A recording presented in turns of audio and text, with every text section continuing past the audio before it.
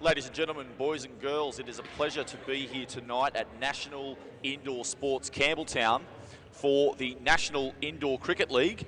Tonight we have a contest in the New South Wales Women's Division.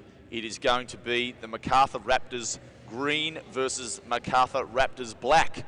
Obviously, Macarthur Raptors, a very dominant force in New South Wales indoor cricket.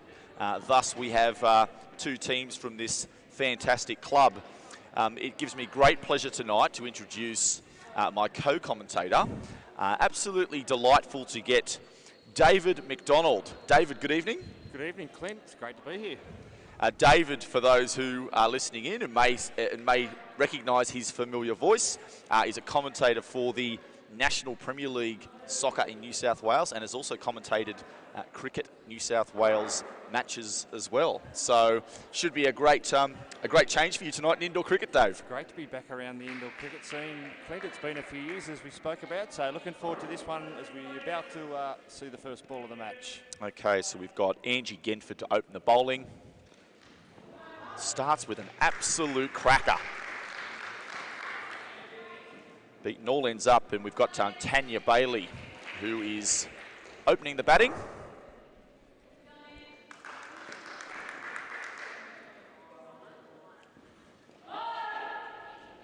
And it's a no ball off the wicket. Tonight's umpire, Andrew Hall-Villiers, very experienced umpire, has umpired many national titles and many National Indoor Cricket League matches. The non-striker is Kate Peterson.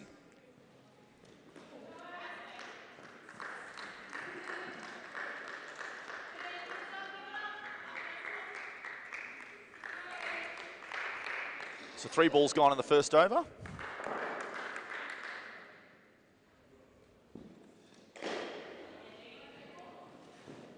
Yeah, nice shot from Bailey, getting underway there with a 2.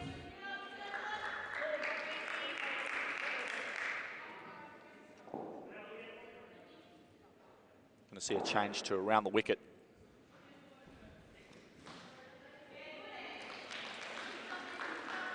David, she looks a little bit too quick here this first over. She has. She's hitting a good area at the moment. Again, one wide, but that first ball was an absolute peach. It's good length. A chance. Well, 6 off the first over for Raptors Green. Probably happy with that off the strike bowler in Genford. Now, being back into indoor cricket scene, it'd be tough for two sides from the same club to be going against each other tonight. Yes, we've got a bit of a challenge with no shirt numbers tonight as well, so we're relying on memory and reputation for certainly calling out players. Plenty of bragging rights at stake tonight. Going to see the second over here from Lexi Bull.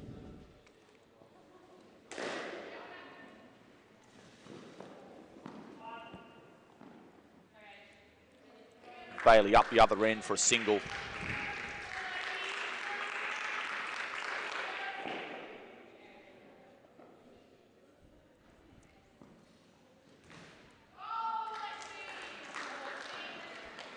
Bit of a cold night here, David. Plenty of cold hands out there in the field. Yes, I do remember those winter nights. Again, you get an early one on the finger.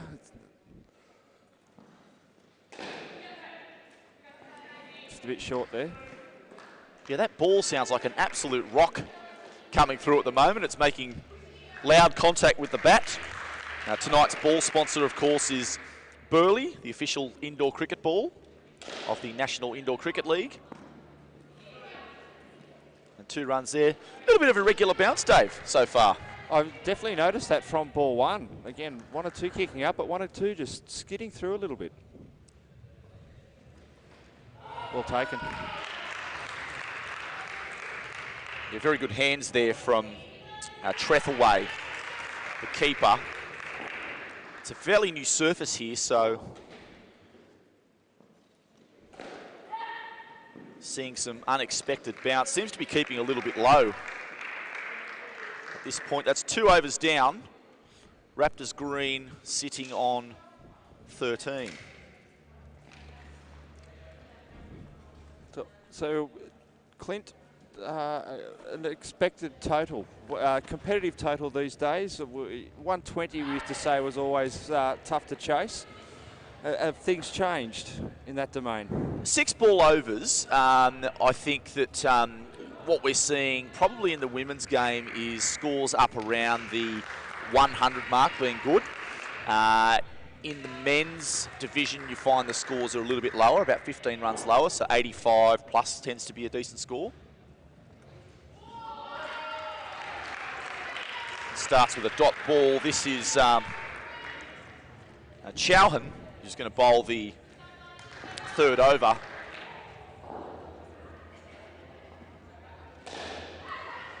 Oh, a great grab there behind the line, clean as a whistle.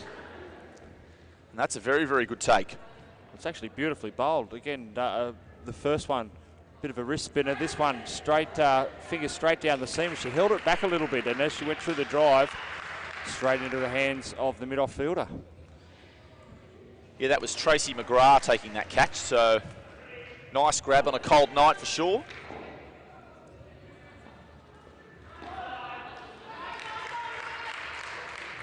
And a leg side to follow up, so midway through the 3rd over, 10 on the board so far.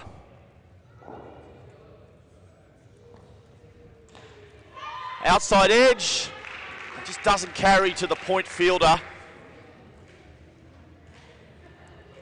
For those sitting and watching the coverage at home, feel free to let us know your thoughts on the match. Jump onto the Cricket Australia Indoor Facebook page. Tell us what you think of the match. Tell us what you think of the champagne commentary. Tell us what you think of the setup and everything else about the game.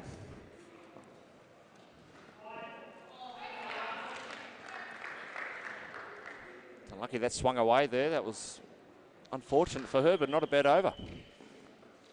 Yeah, 15 after 3.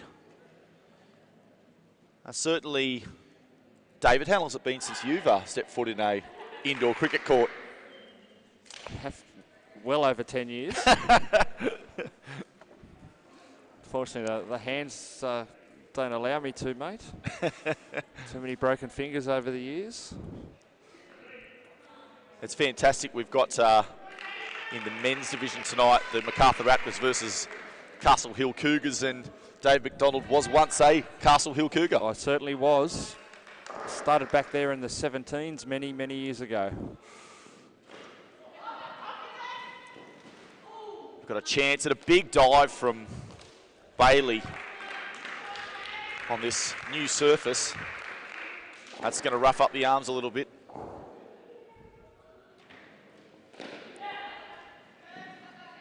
Yeah, I think a little spongy is how you could describe that. Boy, again, it's just not, again, coming through as you'd like. Yeah, staying low again.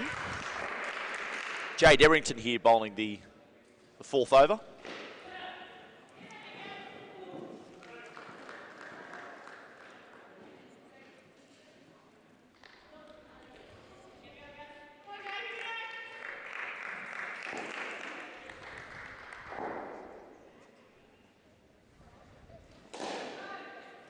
Oh, we've got a big shot. It's a misfield and through for 4 runs total. Just skimming the side net on the way to the back net there, so.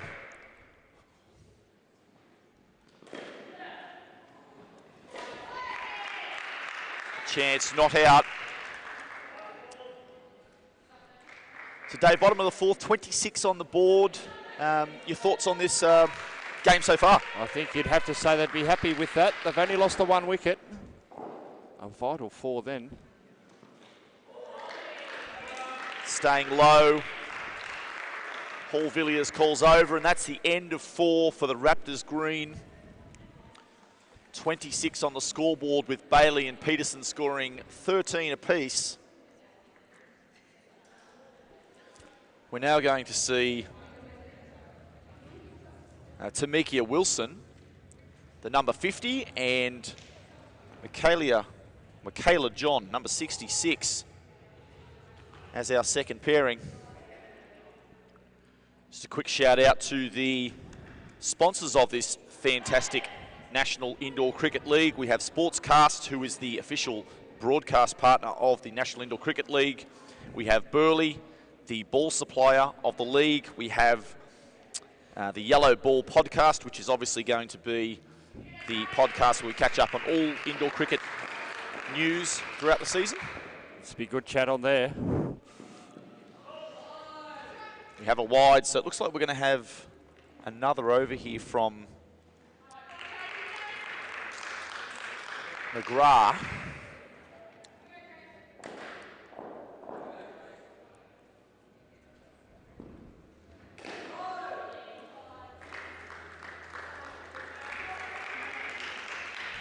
That was well bowled.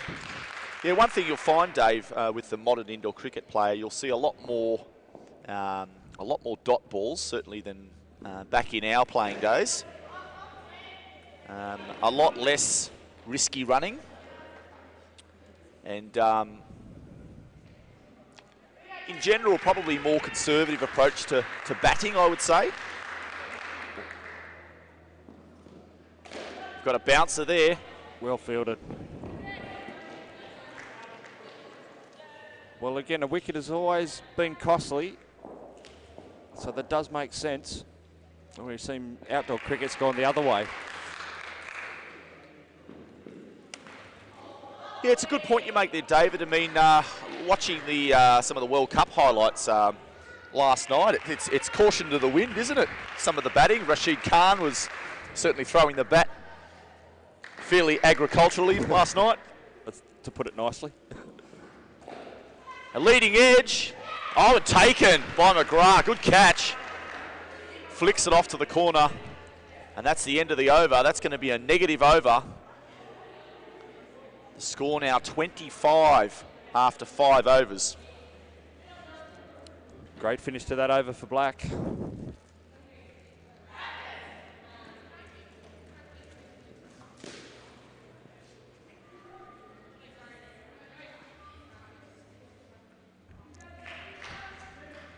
One thing I've noticed in the first few overs, Clint, the ball hasn't swung as prodigiously as what I'm used to. Maybe that's got something to do with the relatively fresh surface we're on tonight. Yeah, very good point.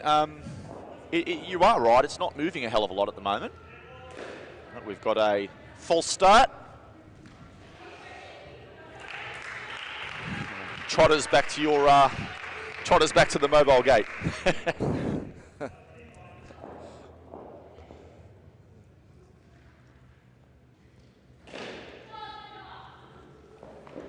An easy slap down there for Wilson.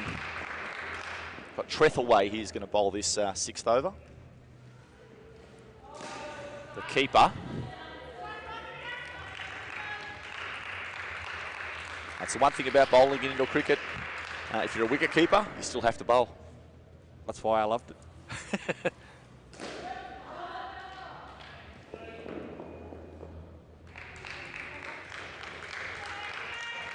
To be fair, Dave, you're a decent bowler as well as a wicket keeper. I could hook the ball around a little bit.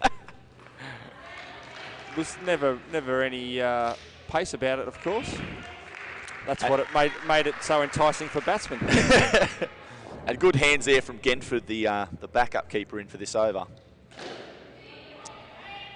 It's just a bit wide this over.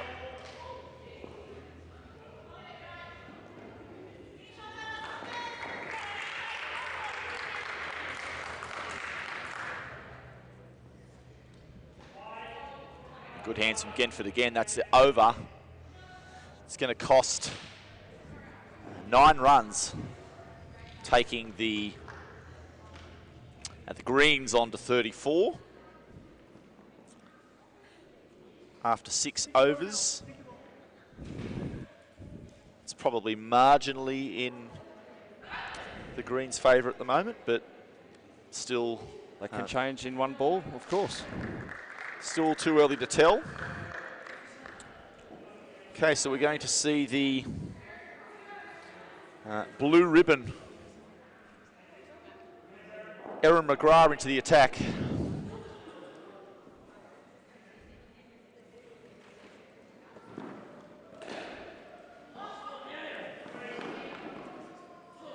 And it's a 3 runs hitting the side net behind the halfway tape.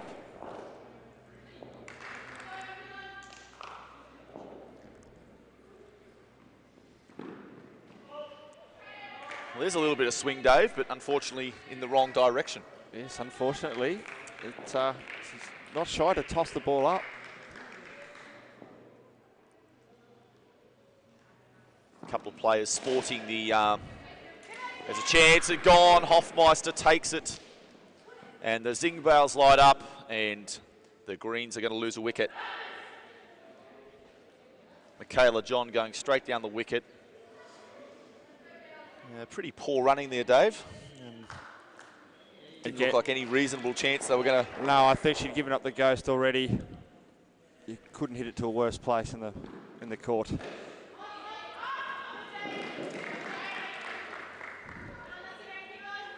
Which is the art of this game, of course, because you can hit wonderful shots, which look lovely, of course, to look at, but when there's a fielder standing there next to the stumps.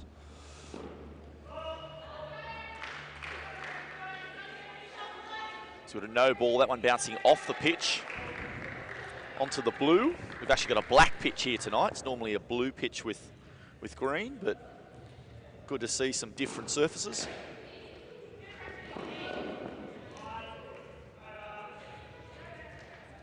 Okay, that's the end of 7. 38 on the board for the Raptors Greens. Probably have to say, Clint, that Black have let the Green off the hook a little bit with a few wides in the last couple of overs.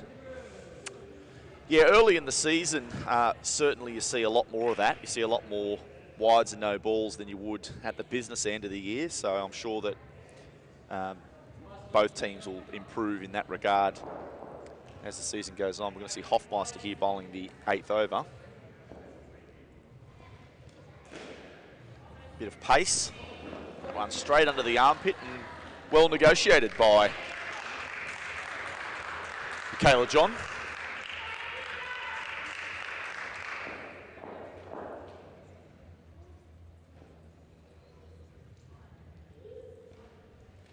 And there we go, straight through.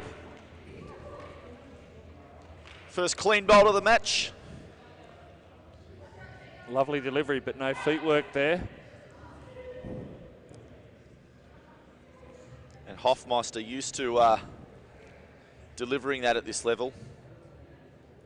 Another clean bowl dismissal.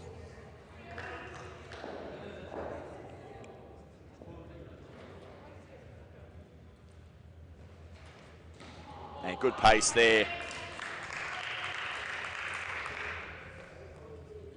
Hofmeister and Genford, probably a shootout between them two as the two quickest bowlers in this, or two of the quickest bowlers in this competition.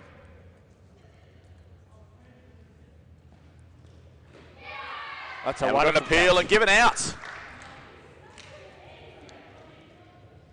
Just a little feather there, Dave. That's all that's required. Heard by the umpire, but a wonderful line and length. She's bowling this over.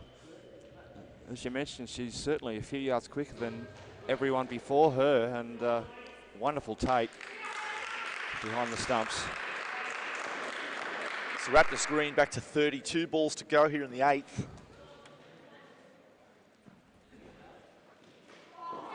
And we've got a stumping. It's just dragging that leg. Going for the big drive was Wilson, missing. And the keeper, good hands to take the stumps. So I think that's 3 wickets in 4 balls, Dave. It is indeed, but a hint of outswing there. We were saying not much swing early on, but definitely a hint of outswing. He's walked through the shot and no chance of getting home.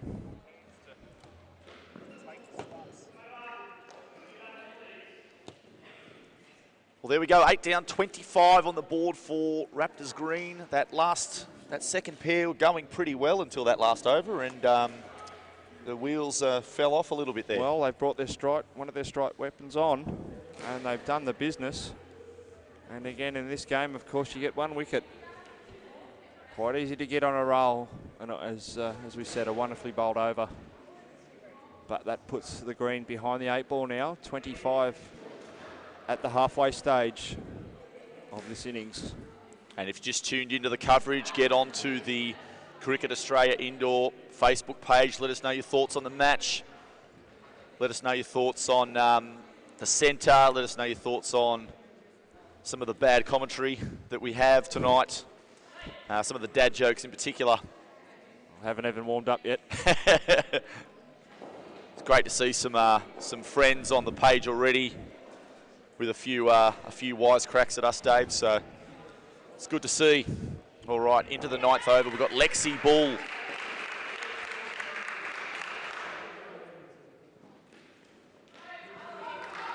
Starts with a dot ball. So Green really Black really turning the screws here, Dave. Last 7 deliveries. Very important over in the context of the match, certainly. And we've got another stumping. That's great hands from the keeper. A Trethaway. Seen some really good keeping from Trethaway in this match so far. Caught behind. 2 stumpings now. She looks so still and calm behind the sticks. Most important factor being a keeper. Especially with that slightly variable bounce. It's a very impressive start from her.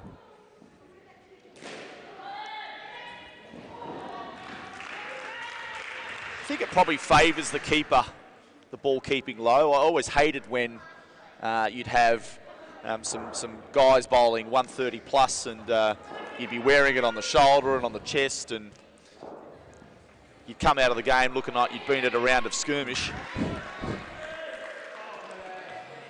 I can testify to that.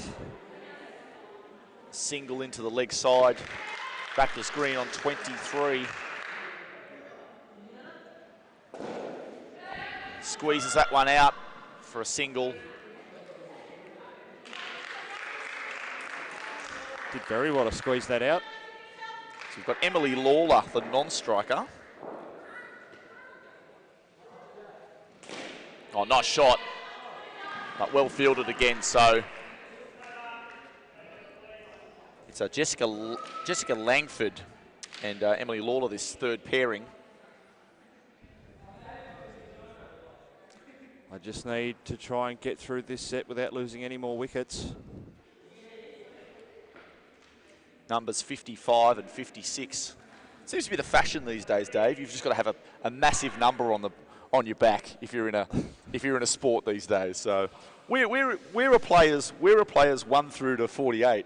No, I don't think we ever had that back in the day. Numbers. None of these numbers are even on a roulette board, Dave. I mean nothing to you then. We have the keeper's going to bowl out her 2nd over. Trethaway. Little hint of outswing there, Dave. So maybe one side getting a little bit of scuff. We've got sore fingers there from the keeper. Just wearing that one. We've got a 3rd ball situation, so the score must change. We've got 2 dot balls. The score must change on this delivery. Oh, nice shot. Half a chance. Didn't quite catch. I think that was in the air, Dave. It definitely was in the air. She's just tried to take it behind her. Hit with some gusto.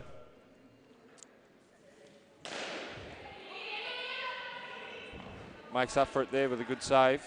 Bit of a cross bat swab at that one, outside off stump. Some good fielding there again behind the line. And paddled around the corner. We'll see the call from Paul Villiers. It's just a 1 on this occasion. Last ball of the 10th. Dave McDonald, they can't seem to get out of this 20s at the moment. No, again, consistent wickets being taken by Black. Just making it hard to get their head above water. As we said, they couldn't really afford another wicket. So it's the end of 9 or 10 overs, 31 on the board. What are you thinking, Dave? What's a realistic target here for the Greens? Well, again, they're going to have to just work at it over by over. Now, I think, again, they've got to try and look to get to 45 at the end of this pair. And good to see the viewership building. We've got more eyes on the coverage as we're going through this match, which is great. Looking forward to having you here for the next 3 or 4 hours tonight. Yeah, just saw Nelso's watching as well. G'day, Nelso. We've got a chance. Eventually the right decision. No run. Non-striker being sent back.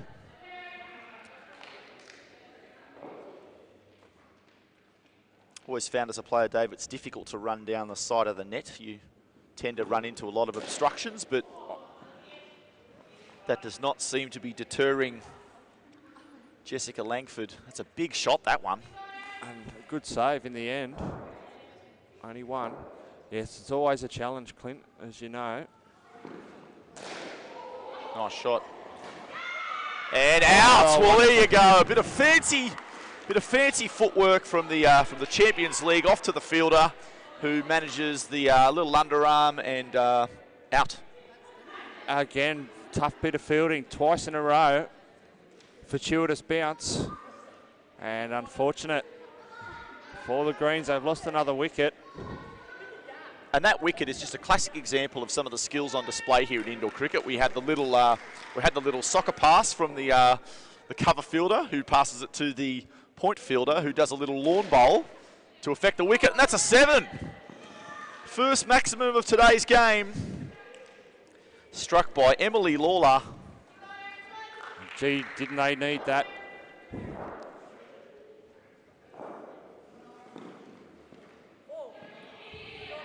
Probably a bit of justice there. I mean, Lawler's hit some really nice shots. Just seemed to keep hitting the fielders, and part by luck and part by good fielding. There's a nice shot. Going to get 3 more.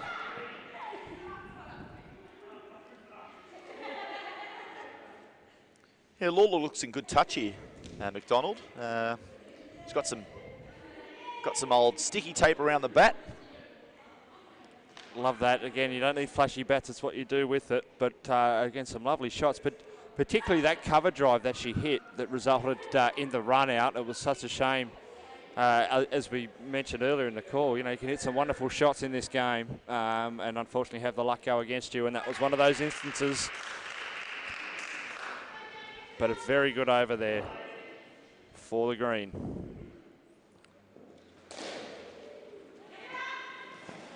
Well, a half a chance there and not taken by Chowan. Another good shot from Emily Lawler, hitting the ball hard. It's not your traditional indoor cricket shots from Lawler, but it's certainly hard hitting. She's been finding the gaps. Jade Errington here bowling this 12th over.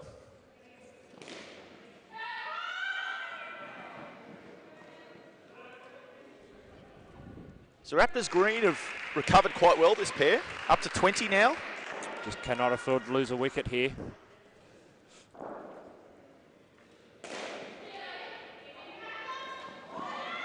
And it's out. It's out. Bat was in the air. What you'll find here is that it's another one of those very unlucky dismissals. It seems as though it's hit the boot of Hofmeister and accidentally deflected onto the stumps. Yes, had Langford slid her bat, she probably would have made that. Hofmeister's forgotten the shin pads tonight at the back stumps. She's going to have to wear that one as a war bruise.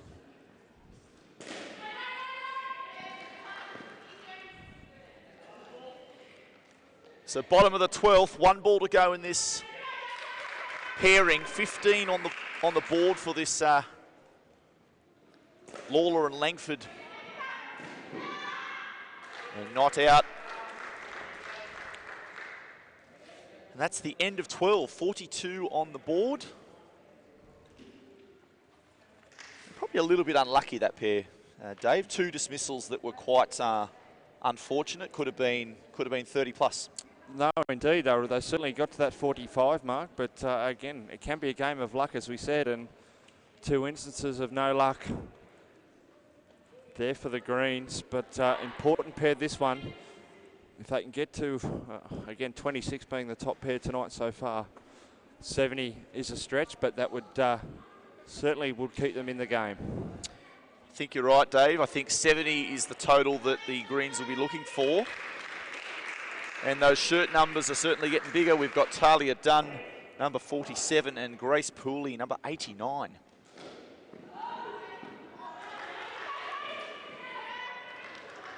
And again, Genford starting with an absolute rip snorter of a delivery first up, as was the case in the first over.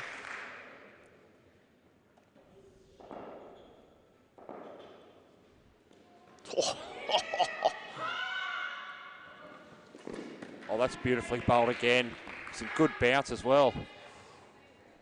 This is reminiscent of Curtly Ambrose. Dave, what do you think? I'm keen to look at the action again. It's slightly slingy action.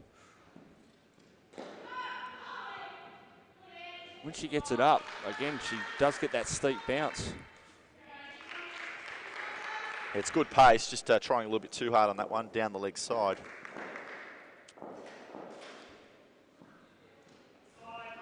We've got another one, so that swing that was absent early seems to be there, but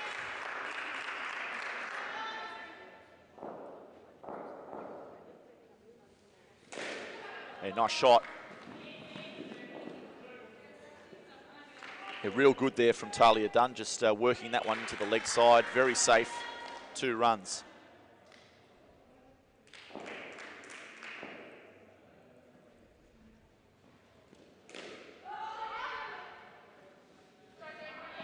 Well played.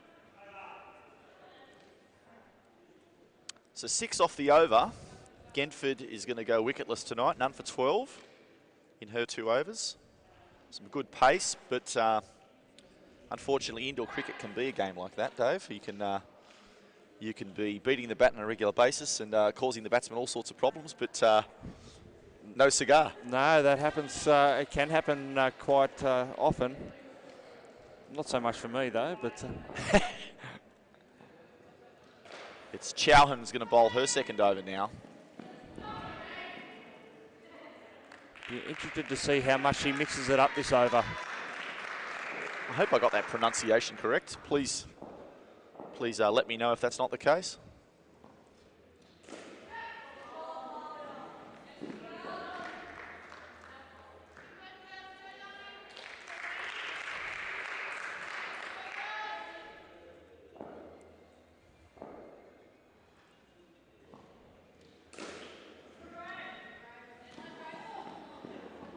It's hard to say who would be favourites tonight. I mean, looking at the team lineups, Dave, I certainly recognise more in the Raptors Black team. Seems to be the potentially more experienced of the 2 sides.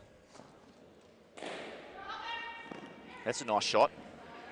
Going to see 3 runs from Talia Dunn there. Certainly done the fielder on the mid-on line.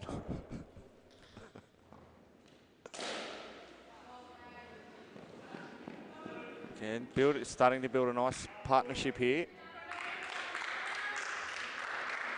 Yeah, that magic 70 that you were talking about, Dave McDonald, looks certainly within reach now. I think that's got to be a minimum, doesn't it?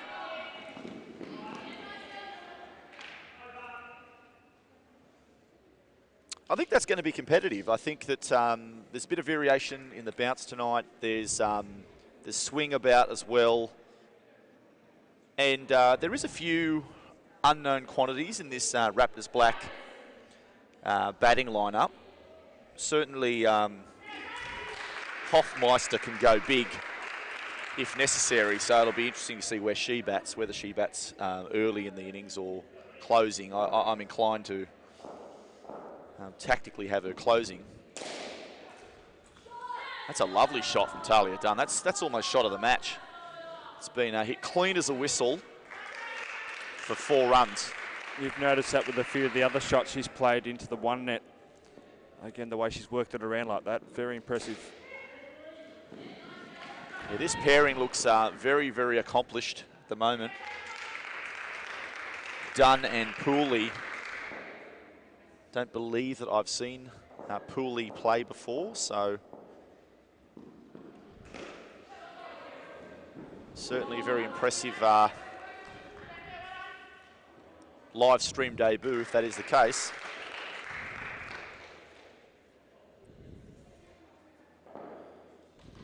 We've got here one of the McGrath sisters, Tracy McGrath, bowling this over.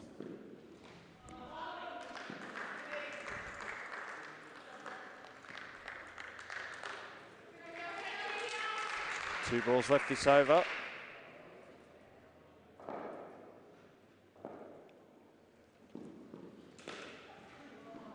Yeah, nice shot there. Wait for the call from Hall Villiers. It's a single. Just hitting that front net before the side net. Last ball of the 15th.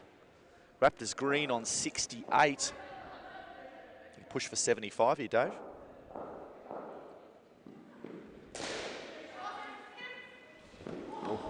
A nice pickup, but unfortunately no direct hit.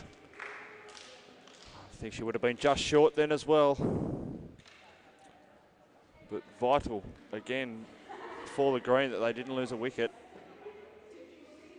That'll be an awkward conversation around the dinner table. I think there was a McGrath bowling and McGrath missing the run out there. On a I assume it's a relation, so. Big final over this one now. It's going to be Hoffmeister with the pace.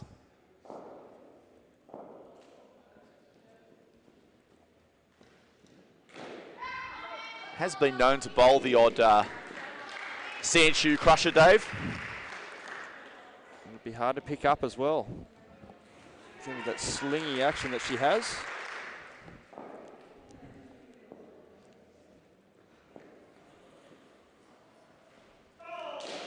Well, we've got a no ball, a very costly no ball. It's going to be 4 runs and a re-bowl. So another bonus for Green. And this pair on to 32.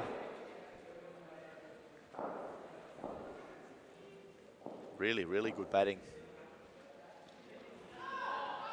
Going to see it's just called fair, that one. It's just slid inside that small line you can see about halfway from the stumps to the outside of the pitch.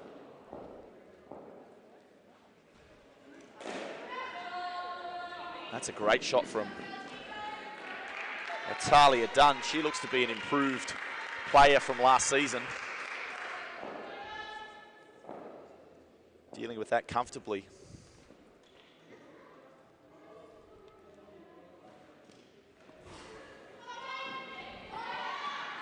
Oh, there's a flick, and I'll tell you what, this will be a very interesting replay because it was hardly a noise there, and there was sort of a muted appeal, and striker. This will be very interesting. Oh no, looks to be home safely. Another nice shot through the leg side. This pair up to 37. This is a fine hand at the end of this Raptors Green innings. 1 ball to go, 79 the score.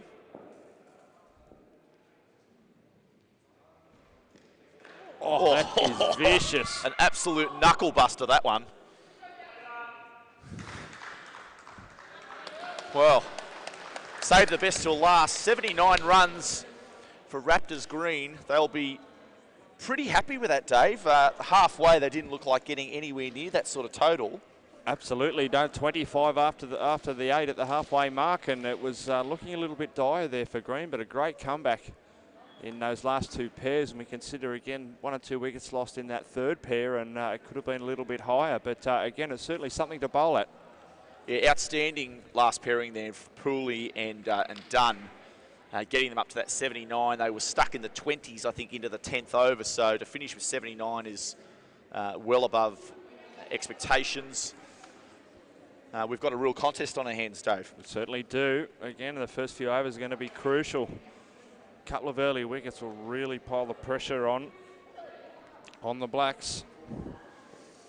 Should be an exciting game. All right, so we're standing by for the 2nd innings of Macarthur Raptors Black.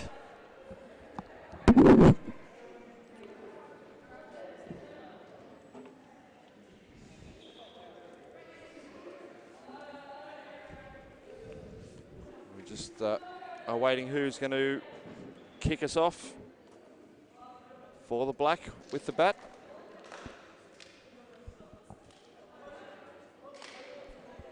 And of course, don't forget, coming up from 7 o'clock, Macarthur Raptors versus the Castle Hill Cougars in the men's division. Should be an exciting clash. Of course, I'd like to thank Sportscast, the official broadcast partner of the National Indoor Cricket League. And again, it's getting a great reception out there in social media land. Of course, Burley, the official ball supplier of the National Indoor Cricket League. Are you, unlike me, are you not broken?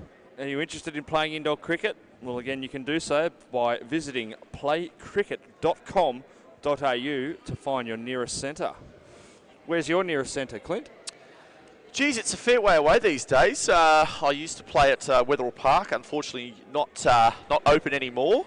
There are probably about 3 or 4 that are very similar in distance. Liverpool Bulls would be probably 20 minutes away. The Raptors Centre's probably a little bit more than that, about 25. St Mary's probably 25 minutes. So yeah, there's a few choices. I do remember the old Wetherill Park very distinctively. Of course, also a shout out to the Yellow Ball podcast. All the latest in all your indoor cricket news throughout the season. I reckon there'd be some good banter on that one. Yeah, we're certainly going to have a chat tonight with the captains following this game. We'll have a chat with Hayley Hoffmeister and with Tanya Bailey. And look forward to talking to also Mitch Hines and Christian Messier after the men's game tonight. So we're going to have Emily Lawler opening the bowling. It looks like to open the batting, we're going to have... that's vicious. An absolute cracking first delivery. That's just jumped off a... I might have to check if there's a rock there, Dave. Or a 10-cent piece. That has absolutely flown off the seam there by the looks of things. Well, Trethaway, she's happy to have... She's lucky to have her head intact after that one. Just jumped off a length. We've got 2 dot balls, a third ball straight away, so the hammer is on the Blacks from the get-go.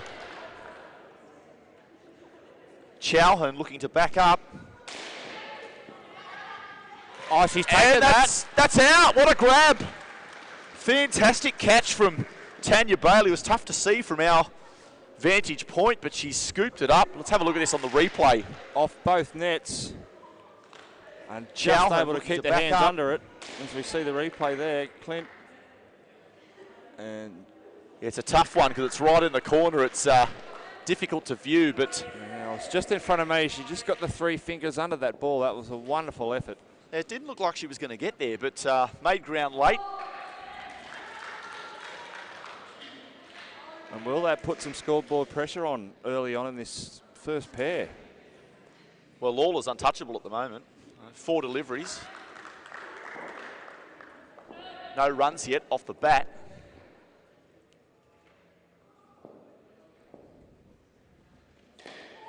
Here's another chance. Now another dot ball, so we're going to see our second third ball situation in the same over. The Blacks, Raptors Black with it all to do. That's a chance. Oh, and it's gone begging. Well, what a great over that was from Lawler. Probably the best over of the match so far, Dave McDonald. Well, as you said, 2 third balls. A wonderful start. And just the start they required. So again, in the minuses, or in the negative, should I say, already the Black. Another wicket here, and that's really going to put pressure on these two. So momentum in this game shifting, it seems, from the Blacks to the Greens. Certainly the Blacks, the first 10 overs seem to be well on top of the match, and that's just the great thing about indoor cricket, that 6 overs later, we've got a totally different position. Looks like Wilson to bowl here. Oh, and it goes down. Well, it's the old outdoor shot. Smashed into the side net. Came straight back for a, you've got to say, a pretty straightforward catch and not taken. So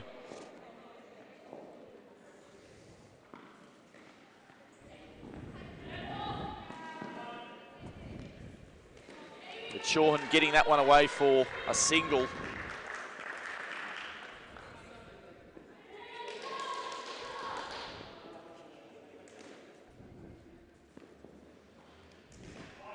We've got a big swing, but it's a wide on this occasion.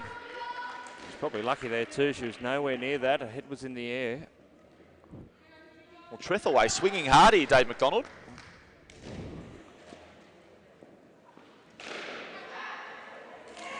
And Well that's out as fielded. well, so another good catch from Bailey on the back sticks. Just got the toe of that bat. Now, you don't see a lot of Kookaburra bats in indoor cricket normally, Dave McDonald, but we're seeing a few tonight. Oh, it's interesting. What's the indoor cricket brand of, well, what's all the leading indoor cricketers using these days, Clint? There's a few. We've got Summers, certainly, that's been around for many years. You've got Southern Cross. You've got a few other brands. To be honest with you, I'm a bit out of fashion with bats myself. You haven't needed a new bat for a while, obviously. No, that's right. It's been collecting dust in the. I think it's still in the back of my car.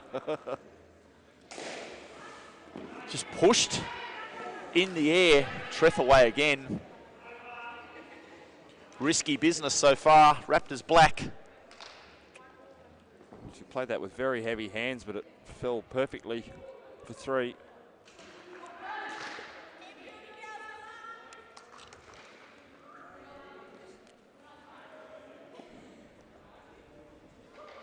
So it looks like we're going to see a Pooley.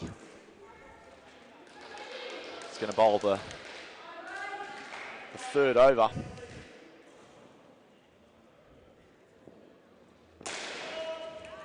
And that is been absolutely slogged to the back net. It's been called no ball.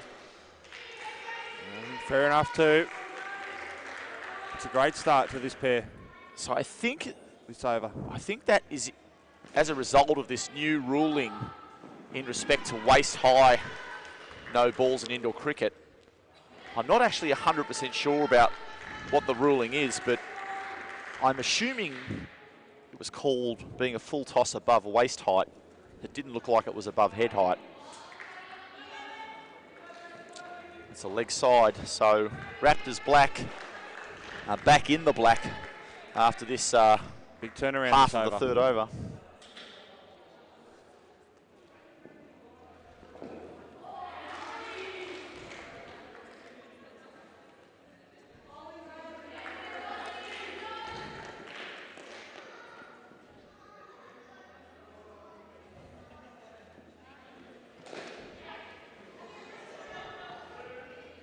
So leading edge for another 2. Bottom of the third over. 13 on the board, 1 ball to come here.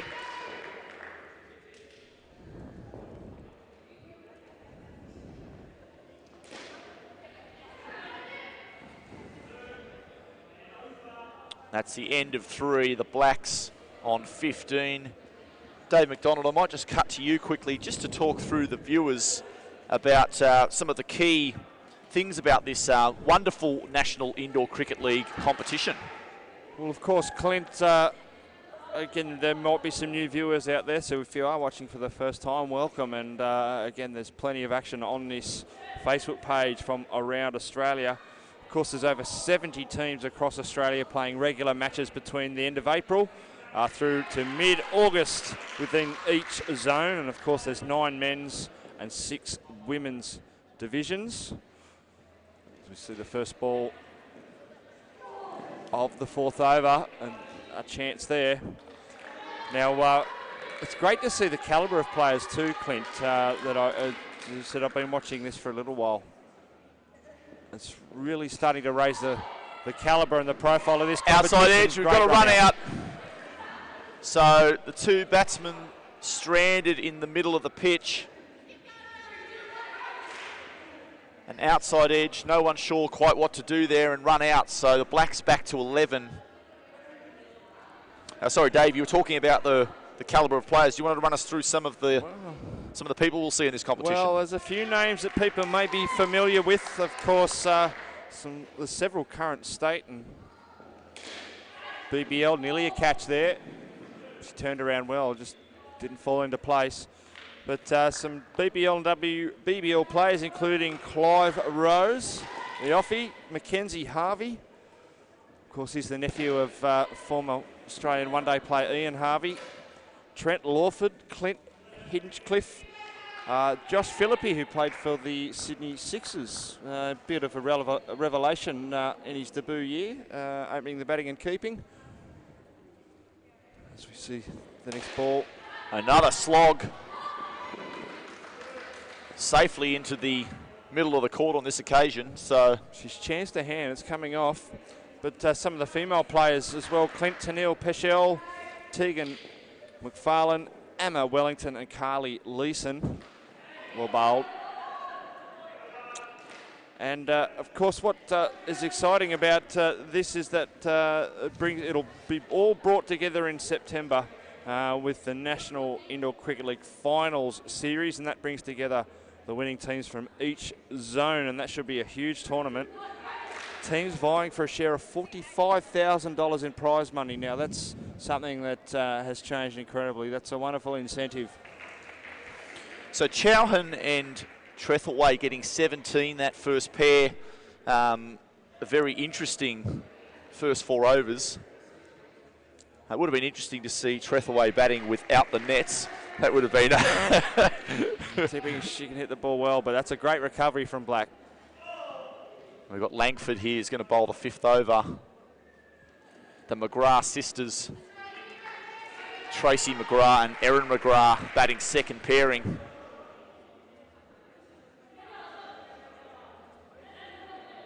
And no ball first up, called by umpire Andrew Hall-Villiers.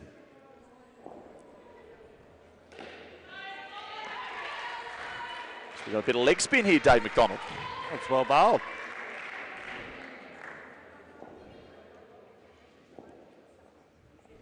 Oh no, it's off spin. Sorry, my eyes are painted on. We've got third ball. Either or, it's a good result.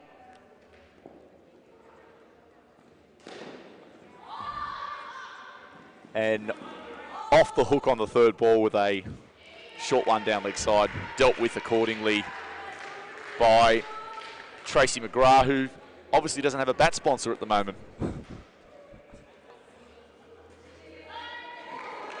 Oh, very well bowled again. Great length. It mustn't have been a family deal on the bats, Dave, because one has a sponsor and one doesn't. Rorted. Well, if anyone's watching, there's a bat to stick her up there. Absolutely. You could be a cricket bat manufacturer, you can be a local business, you could be anyone who's interested in getting a bit of live stream exposure on TV.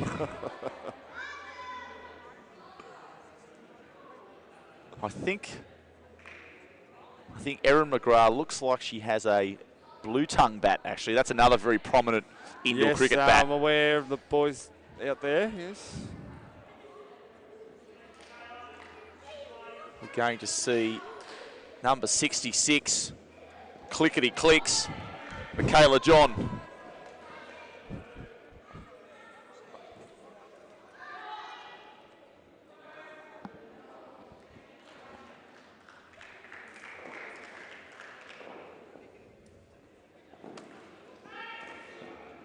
Interesting action this, Dave. Just noticed, just a little bit awkward as she hits the crease. Big thud of the foot on the...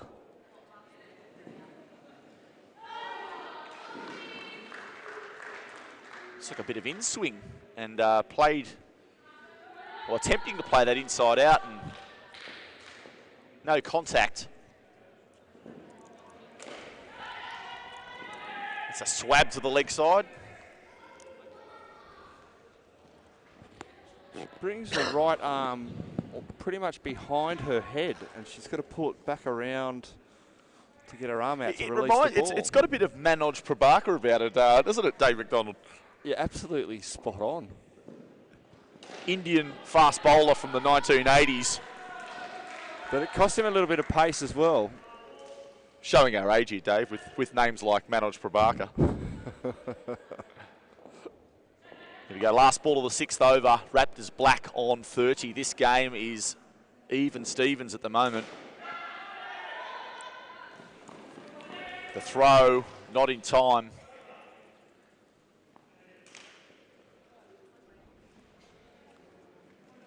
Well, again, solid base they've set themselves with. I think what you'll find, I think the Blacks will be happy enough with where they are at, because you've got Hoffmeister who can come and go the tonk in the last pairing if necessary. So if they need 30, it's very gettable. Well, they want to be 50 after 12, I think. And they've got 15 with pretty much no risks taken. So it's going to be Talia Dunn to bowl the 7th over. Another chance. Direct hit would have been interesting.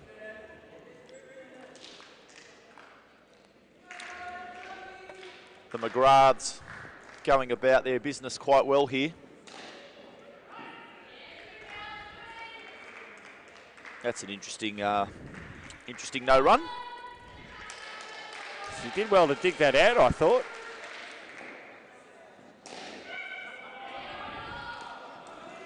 Another very good delivery. And good fielding there from Kate Peterson in the leg side. So another dot. Yeah, I think certainly the Greens will be conscious of what Hoffmeister can do, so they'll be wanting to keep the last pair to getting 30 plus. We've got third ball here. We've got a chance. And not out, so it's going to be another single. Bailey, some good fielding there to flick on after the ricochet, but not in time. It was very well bowled over without luck. It's another huge over here. Green could certainly do with a wicket.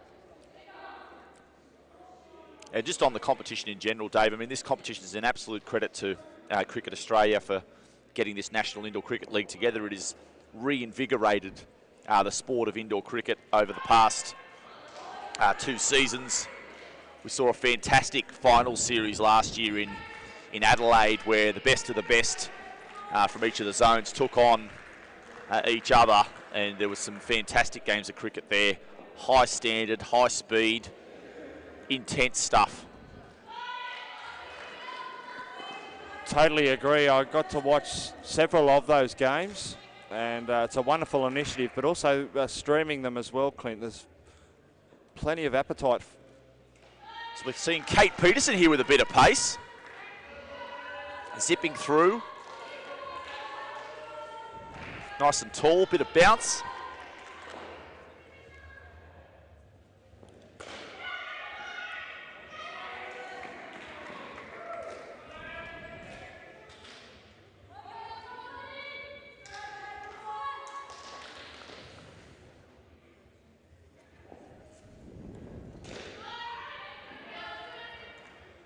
Yeah, it should be another great series again in 2019. As you said, as it continues to grow in popularity, should have more and more viewers still. Here's a chance. Oh, not in time. Well, small margins, Dave. Direct hit there, I think, is a certain out. Oh, and that would have been so vital for them. Can they get one here, though? A chance. And Bailey's got it, and Hall-Villiers gives it out. Yeah, so that's a wicket on the last ball of the second pairing. Takes it back to 18 runs. We have a game on our hands, Dave McDonald. That's the one they needed. The bat was just in the air there. But again, it's a game on here. So Raptors Black 35 after 8. Now for those watching, again, a shout out to the sponsors, Sportscast, the official broadcast partner of the National Indoor Cricket League, Burley, the official ball supplier. If you are interested in playing indoor cricket, visit playcricket.com.au and listen to the Yellow Ball podcast, headed up by our Gary Lowe, who is the greatest sounding voice in indoor cricket.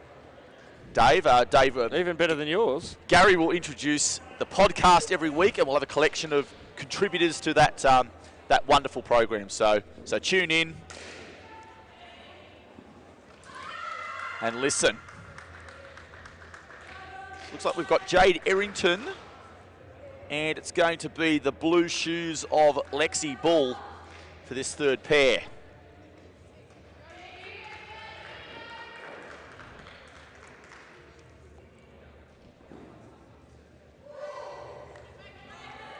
Well bowled. And just for those viewers at home that not sure how we know the names of the players, I'll run you through some of the notes I've got in a moment. So because they haven't got any numbers on their back, I've got things like this written on my team list. I've got blue ribbon, blue shoes. Oh, how does that not miss? Now that's gone under, Dave, that one, I think. I'd like to see that on the replay. I'll have to see if that's... Oh, it's just missed leg stump. Late swing. Again, small margins.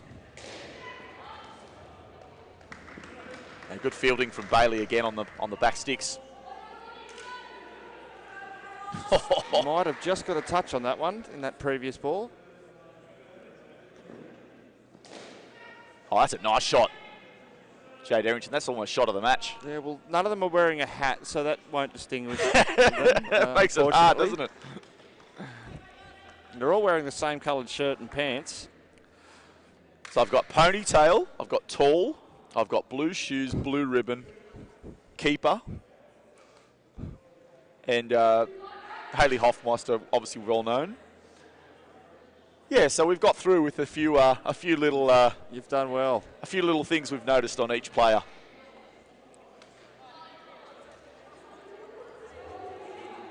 So there's a few tall ones in both sides. So you've done well to get through this one, mate.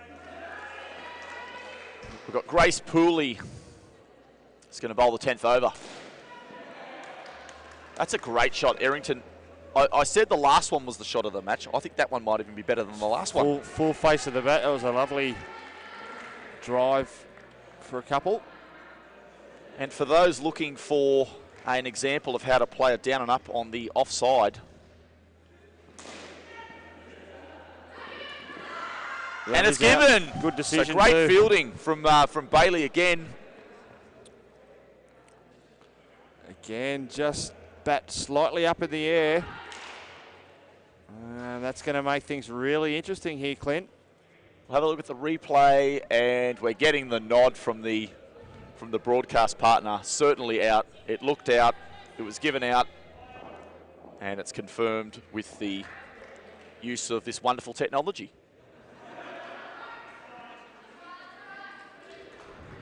So 42 now, the Blacks. We're midway through the 10th.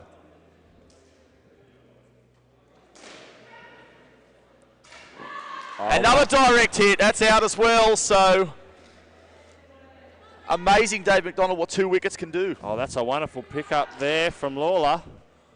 Direct hit straight away. That's another crucial wicket for the Greens. See on the replay, yeah, gone by a mile. A good 2 foot in that one. Oh, and this has really halted any momentum that Black had. Black's back to 37 here.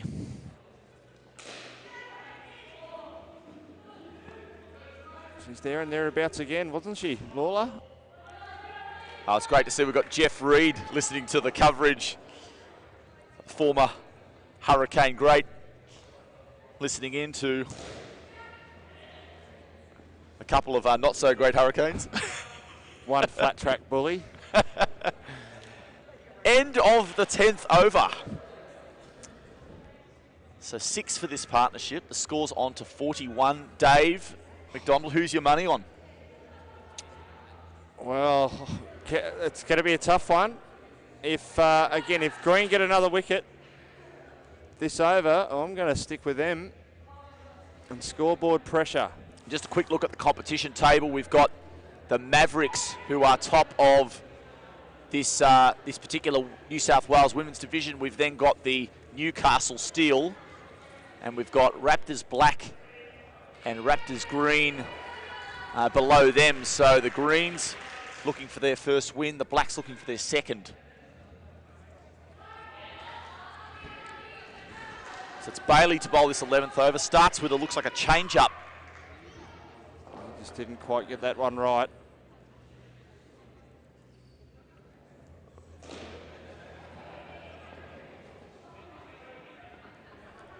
So Errington, after playing some beautiful looking shots, under a bit of pressure now, this third pair. I'll put it to you this way, is 30 too much an ask for the last pair?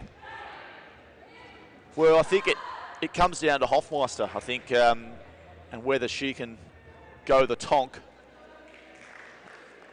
as she has been notorious in doing in other matches.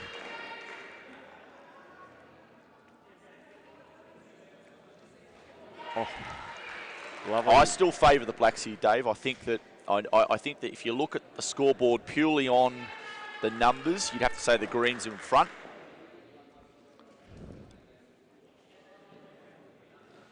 Oh. And there's that Sandshoe crusher. Another third ball now. This is a crucial moment in the match.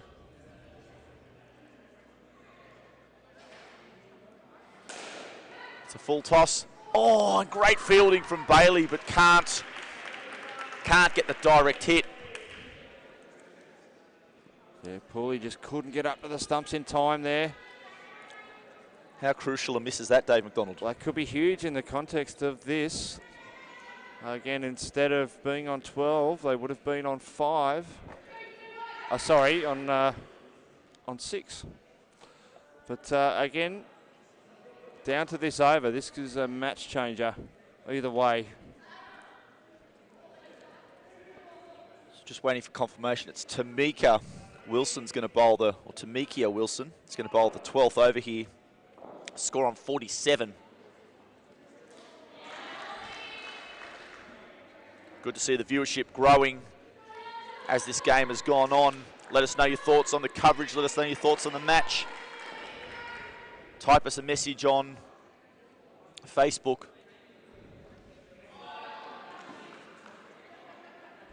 We've got leg side there.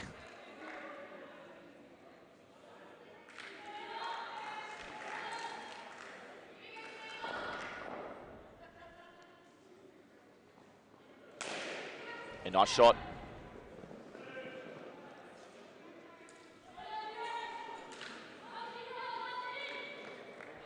Again, anything they're chasing under 30 in the last pair is going to be an advantage.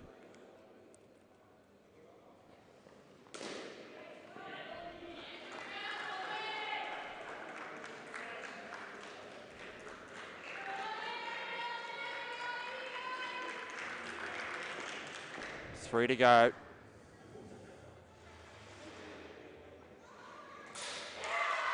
And clean bowled inside edge. Wilson gets the big wicket. Raptors Black back to 46. 2 to go here in the 12th. If you're just tuning in now, don't go away. We're in for an exciting finish here.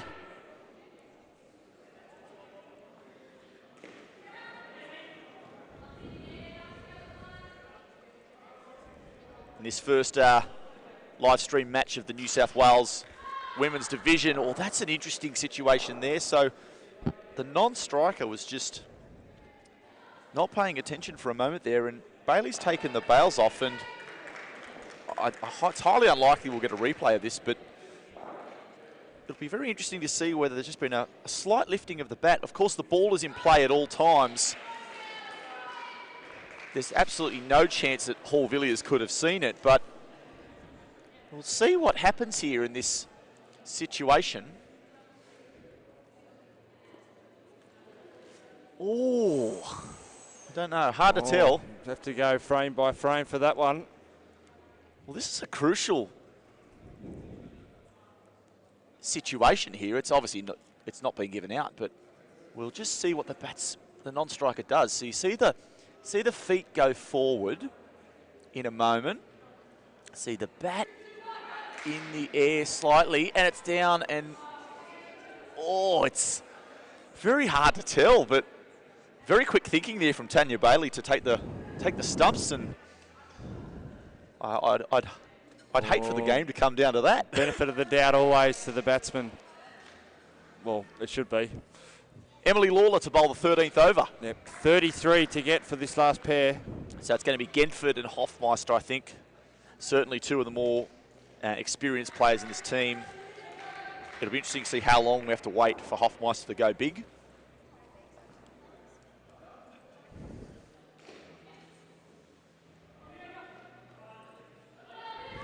Side nets.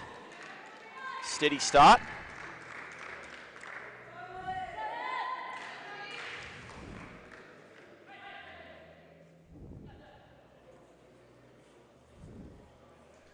We've got the spectators rolling into the National Indoor Sports at Campbelltown for the upcoming men's game as well. That'll be kicking off at 7 o'clock.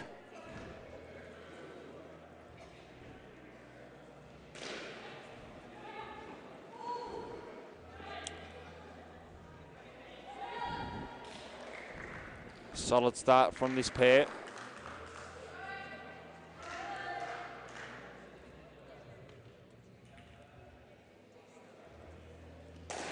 And there we go. So it didn't take long. I'll tell you what, this is very close. Not given out by Hall Villiers. I'd love to see another replay of this one as well. I think she was safely home on that one. Well, Dave Mack, I reckon this one's really, really close. Hard to say. And flip of the coin. Let us know your thoughts at home if you've got the ability to replay it again and again.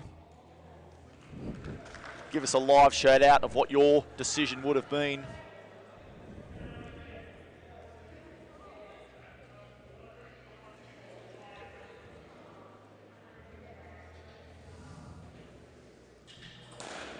That's a great shot from Genford. So 13 off that that first over of the last pairing. Well, as you stated, this is a very strong pair, and we've seen that after that first over. Been able to pick the gaps. So 20 required off 3 overs. So game on. It's going to be a very exciting finish here. And so far we've got the first skin that went to the Raptors Green, 26-17. The second skin went to Raptors Black, 18 to -1. The third skin to Raptors Green, 17-12. And it's going to be a costly no ball. Jessica Langford to bowl the 14th over, number 55.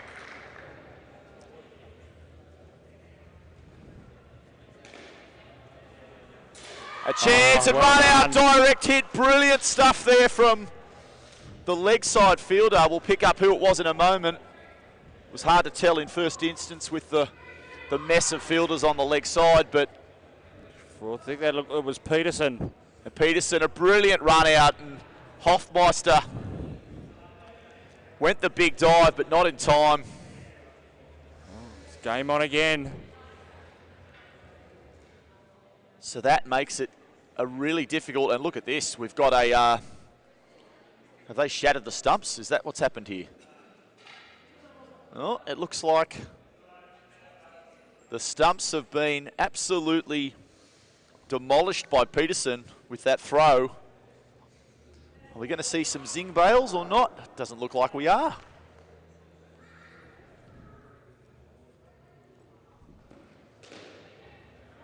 Oh, look at that! Unlucky. Little strategic side footer, Dave, into the back of the net. Strategy. That was all an accident. I'll be the first to admit, Dave McDonald, that I was that's a great shot for 5 runs from Genford. I was a notorious kicker of the indoor cricket ball, Dave, when I was batting. I got given out for it once as well.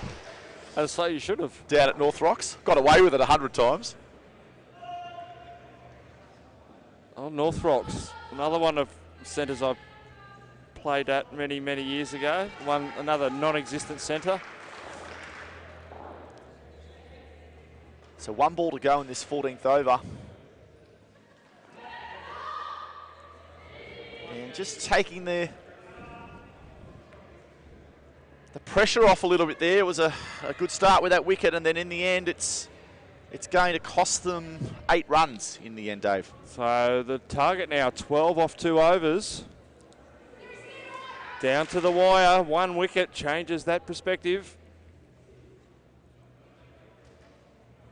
So for the viewer at home, looks like we're going to be without some zing bails for the final 2 overs, which is a shame, but we can blame the bullet arm of Kate Peterson for that, who has demolished the stumps. Tanya Bailey by the 15th over. So we've got 11 balls left, Dave McDonald, 12 runs needed. And just safety first here. Cool heads will win the day here. And that's a great shot from Genford. The slower ball was picked. That was beautifully played.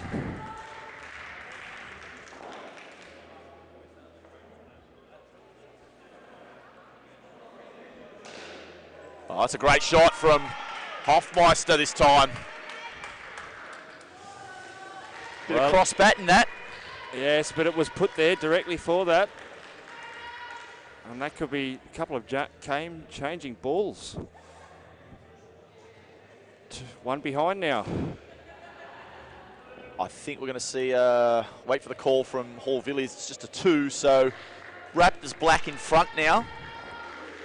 80 to 79. And also closing in on this final skin as well, which would be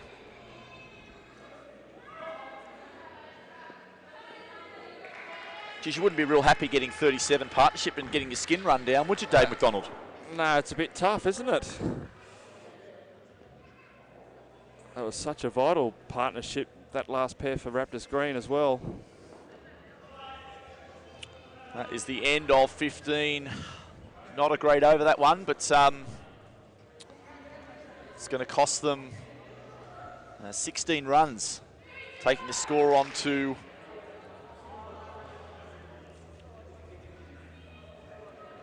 waiting for the update. Take the score on to 84, so minimum 2 wickets required. Yeah, exactly. I think 2 wickets is the minimum requirement. We're going to see Talia Dunn's going to close out this match. So it's a dot to start. If you can't take wickets, you've got to bowl dots. Build some 3rd ball pressure. That's great fielding. Oh, wrong end. Unlucky there from Dunn. Great bit of fielding, but unfortunately, just missed the opportunity to get the ball up to the keeper's end. Oh, there's a chance. A big dive from Bailey behind the line, who's been absolutely fantastic in the field. Some sharp work at the back stick. She's moved up to the offside line now for the final over. A chance to give it out! Andrew Hall-Villiers. Hofmeister with the big dive again. It looked like a... Let's have a look at the replay. So down and up. It's game almost on. Too good a shot. And hard to tell from that one, but Hall-Villiers. So we've got 2 balls remaining. Black are in front by just 4 runs. So interesting things at play here, Dave McDonald. They could block 2 balls out, but if they do that, it's out, it's caught! Oh, what a snare! What a snare from the cover fielder. We'll have to see who the catcher is. That's just an absolutely brilliant grab. That has to make the weekly highlights package. What a grab from Emily Lawler, number 56. It's all on the line, Dave McDonald. Last ball of the game. 2 to win, 1 to tie, last ball. Doesn't get better than this. There's a chance. There's a run out. It's out. Unbelievable. Well, what's going to happen here? We're going to see a re-bowl of the no ball. So it's run out, 5 runs off the total. It's also a hat-trick, Dave McDonald. So 3 wickets in a row, and the game's still not over. What an unbelievable finish to this one. Talk about a clutch direct hit there. What fielding from Raptors Green. We've got everyone on the back net. She must hit a 6 to win the game, Dave McDonald. And after everything we've seen in this match, you just cannot rule it out, can you? Never. What a game. So here we go, last ball. We've got everyone. We better make sure we have 4 each half. Can't afford another no ball. We go, so Talia Dunn has bowled this fantastic over. And but for a Zach, this game is going to go to Raptors Green. What is she going to bowl? It's a slog. It's going to be 3 runs only. They're looking to run again. They're not running again. It's game over. Raptors Green 79 versus Raptors Black 76. Dave McDonald, your reaction? Fantastic game of cricket. It had a bit of everything. Again, a fantastic final over. Some great hitting, but some wonderful fielding as well. Great introduction for me. 3-run victory when they were up in the last over and almost had the game sealed. Well, what a catch that was. At the second last ball of the game, Dave McDonald from Emily Lawler. What an absolute grab that is. That is going to be definitely on the highlights reel tonight. Gary Lowe will have to talk that one up on the Yellow Ball podcast for sure. It looks like he's watching, so I think he'll be prepared for that, but a wonderful last over. We just saw 3 absolutely brilliant pieces of fielding in that last over, Dave McDonald. Well, the standard's incredible, Clint, and again, some good bowling all around from both sides. But again, it all comes down to that 37-run fourth partnership for Green. That, in the end, has won them the game. And, well, the Raptors Green, they've left it late, but they've managed to get over the line with 3 absolutely brilliant pieces of fielding in the last 4 deliveries to win it. We had a no ball as well, just to add a bit of further drama to the finish. No, it had everything, but a highly competitive and skillful game of indoor cricket we just saw then from Raptors Green and Raptors Black. And we should expect the same in the upcoming men's match. Clint, look forward to that one coming up at 7 o'clock. All right, so we've got Raptors Green 79, Raptors Black. Just have a look at this catch again towards the end of the game. We'll show a couple more replays of this, but we'll leave it there for the viewers to absolutely devour.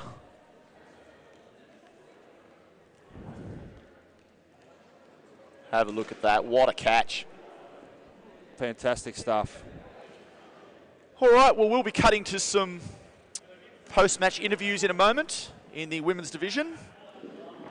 And if you want to listen to those post-match interviews, please listen to the Yellow Ball podcast, which will be led by Gary Lowe with various different contributions from myself throughout the night and others on other weeks.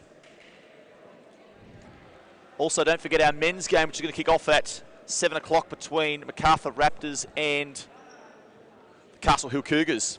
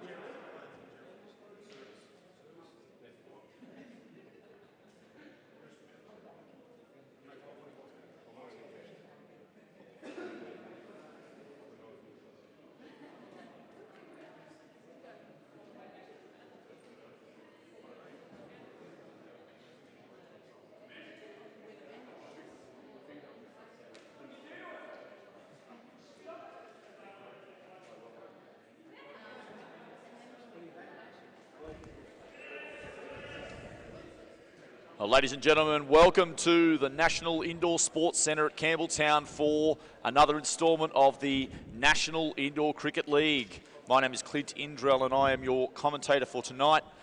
Tonight we're going to talk through another New South Wales metropolitan match between the Macarthur Raptors and the Castle Hill Cougars. Joining me tonight in the commentary box, it's a pleasure to have former Castle Hill Cougar of many, many years ago, Dave McDonald. Dave, good evening. Good evening, Clint. Thank you for having me. A lifetime ago indeed, but looking forward to this one. This should be a good clash tonight. Again, very strong Macarthur Raptors side, and again, always tough to come down to Campbelltown to get a win. Yeah, certainly a cold night. This is a brand new centre with some new surfaces, so I don't know that there's heaps of home advantage in it for the Raptors. Dave McDonald, do you want to run us through tonight's lineups? We certainly will. We'll start with the home side, of course, the Macarthur Raptors. Number 1, Mitch Hines. Number 47, Jaden Simmons. Number 00, Chris Lawrence. Number 5, Gavin Connor. Number 3, Greg Connor. Number 17, Jared Burke. Number 74, Luke Webb.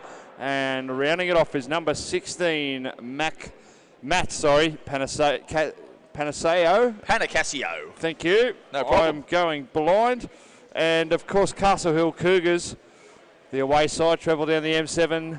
Number 4, Kyle Vickery. The skipper is at number 7, Christian Messier. Number 2, Luke Wilson. Number 31, Daniel Hardacre. Number 73, Long Fogg.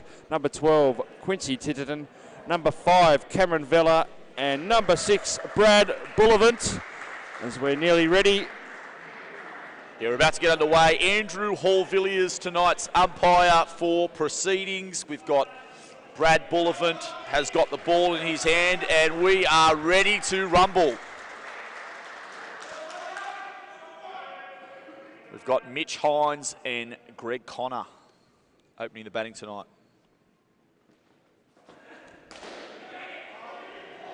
A nice shot there from Mitch Hines. Not a bad start from Bullivant, straight under the armpit, but dealt with by El Capitan.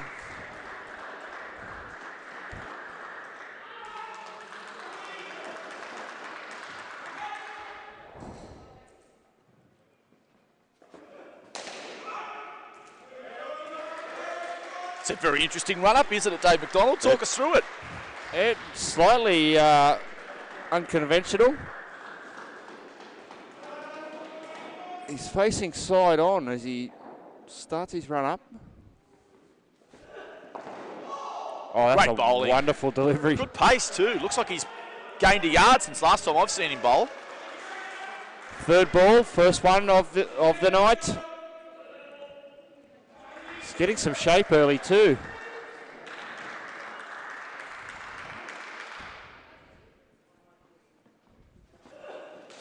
Yeah, nice shot. I always say, Dave, it's always amazing how every time they have to hit the third one, they always do. Yeah, it's like growing a third leg, isn't it?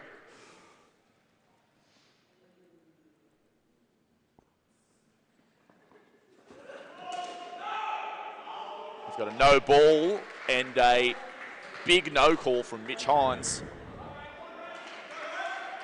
It's always a danger coming around your back stumper to come around the wicket, isn't it? It's like a...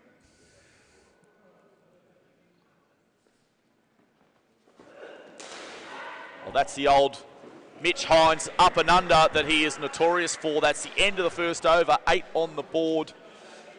That run-up, Dave McDonald, it looked a little bit like a cougar coming out of the forest, didn't it? Running around into the game, and all of a sudden it's upon the batsman. No, it's one I haven't seen before. As you said, he starts side on. But you've also got to say, quite a batting stance too from Connor. So we've got the skipper,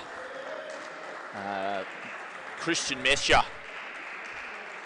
one of the big guns in New South Wales indoor cricket, about to bowl this second over. Normally bowls first over, Dave McDonald, so this is a bit of a change. Left armour. Oh, it's great cricket there. Look at that. Good bowling, good fielding, decent shot, but not enough elevation on the down and up.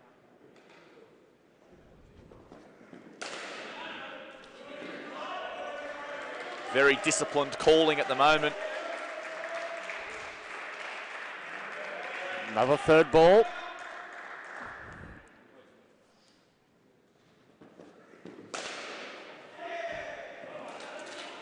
And good running in the end from Mitch Hines. It was a bit of a scrappy single, but they managed to do enough to get up the other end. Viewership growing on Facebook. Let us know your comments on the match.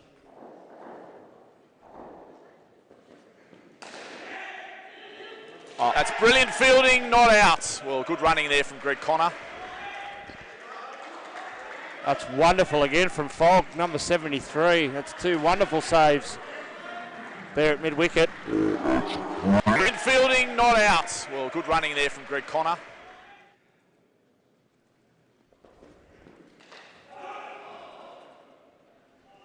This is good stuff from Cougars. They look up for this game. No, they were warming up for quite a while beforehand. They know the challenge at hand. We've got a chance, and that's an out. So there we go, the first wicket of the match. Just a simple down up, bouncing straight over the striker's stumps and taken by Bullivant. And up go the Zing Bales. Great over there from the skipper. Christian Meshia 1 for -3. Happy with that return. Looks like we're going to see Cameron Vella bowling the third over of the match.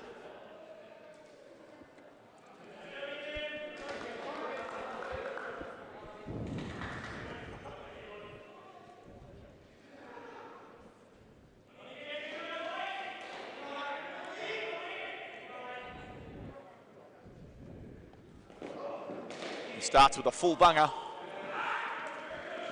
And Mitch Hines not happy he hasn't put that one away. Yeah, let off there.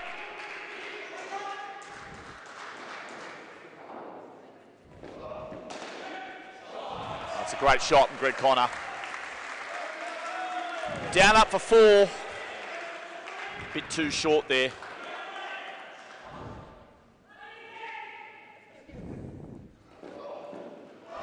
That's quick.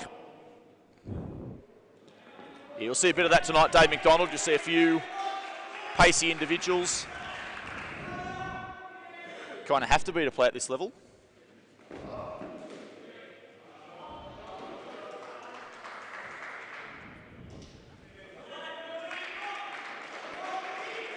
Well, big last 2 balls of this third over. Oh, beaten that looked again. like that was a vicious off-cutter, like a spitting cobra, Dave McDonald. It definitely was. I was just thinking before, it'd be interesting to see how the bounce comes up. We mentioned in the women's game, there was a little bit of variable bounce.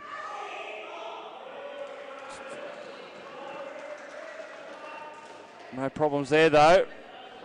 Okay, so end of 3, we've got 12 on the board.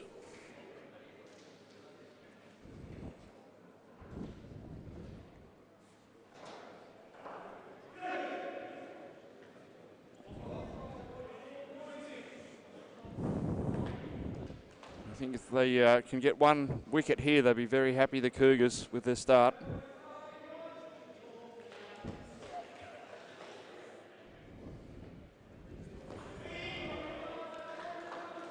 And I must say, Cougars wasn't the first name that Castle Hill had as a moniker.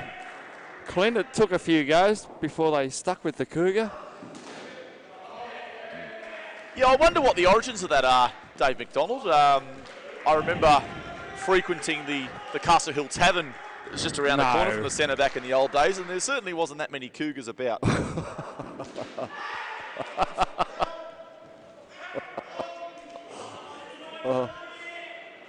There would be if, again, we were Quite still a young playing. clientele from memory.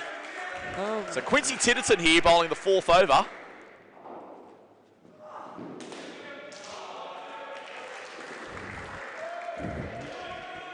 Castle Hill were once the Knights, the Castle Hill Knights. They're also the Castle Hill Cardinals at one stage. The Castle Hill Cardinals, wow.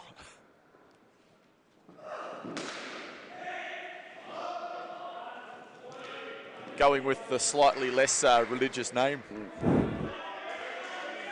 in the modern era. So up to 20, the Raptors, just doing what they do.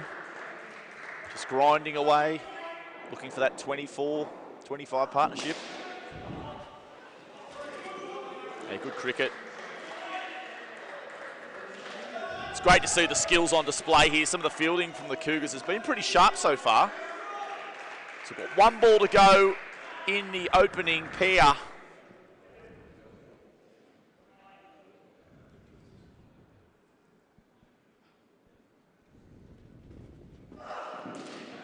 Quincy Titterton told me pre-match he was just coming back from injury, but seemed to get through decent pace in that over, but unfortunately no wickets. So 22 for the first pair. Dave McDonald, your thoughts on that that opening set? Well, again, good first two from Castle Hill, but Hines and Connor then reconsolidated, and I think they'd be reasonably happy with that 22 after the way they went in the first couple of overs. But as you said, Clint, definitely some great fielding from Castle Hill in that first pair. Just a quick shout out to the key things involved in this series. Sportscast, who are the official broadcast partner of the National Indoor Cricket League. Burley, who provides these wonderful indoor cricket balls for use and has been for the last hundreds of years. The ball supplier of the National Indoor Cricket League. If you are interested in playing indoor cricket, visit playcricket.com.au. We have Daniel Hardacre bowling the 5th over. Oh, another great save there from Fogg. We've got Jared Burke and Jaden Simmons in this second pairing.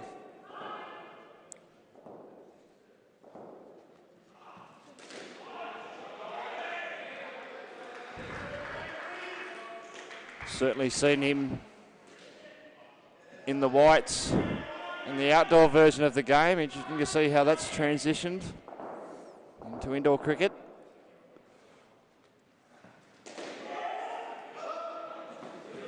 And Jaden Simmons, Dave McDonald was player of the series in last year's New South Wales Metropolitan Division.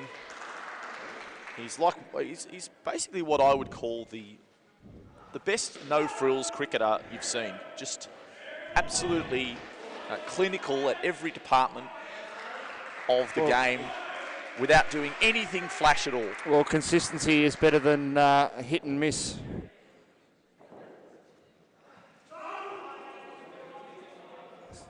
Bit of swing there, Dave. Yeah, definitely couldn't control it. So again, just handy with the ball, and again, just knocks it into the nets nice and safely.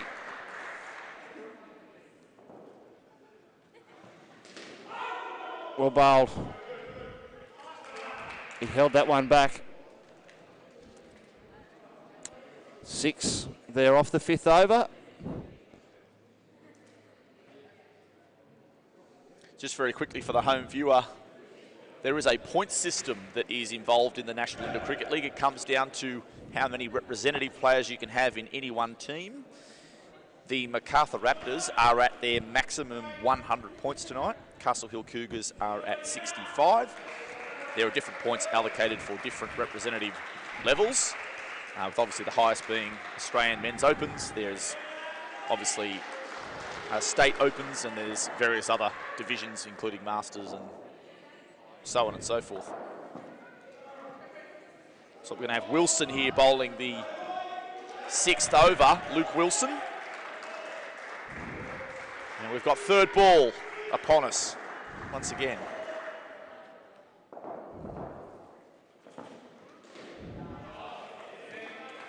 And there it is again, Dave McDonald, third ball. They always manage to hit it. Straight off the middle of the bat. of course. As you said, did what he needed to do there. Burke on strike. What a That delivery. is an absolute beauty. There's that rock again, Dave McDonald. That was wonderful. Took off a length. But unfortunately, didn't follow it up with a good one. It's a steady start for the Raptors here, 32.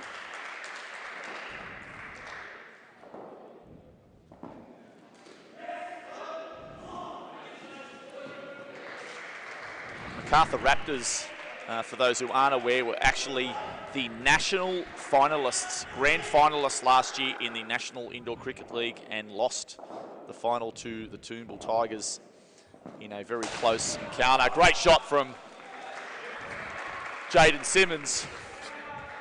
Gets 4 runs to boot. It's a cracking shot and a very good finish to the over. So this pair up to 16. And the scoreboard along to 38 after 6. And Macarthur Raptors are very miserly when they bat. Just absolutely hate to give the opponent any kind of wicket, even if it involves a little bit of dry cricket along the way. Just a very clinical team.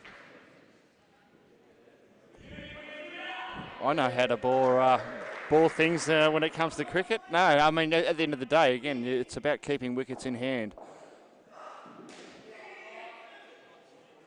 We've got Quincy Titterton's going to bowl out here. He's going to bowl his second over early.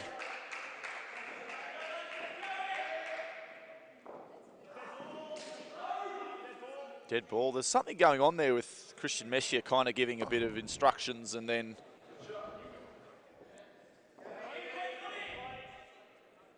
I think they might have had 5 in the front court there.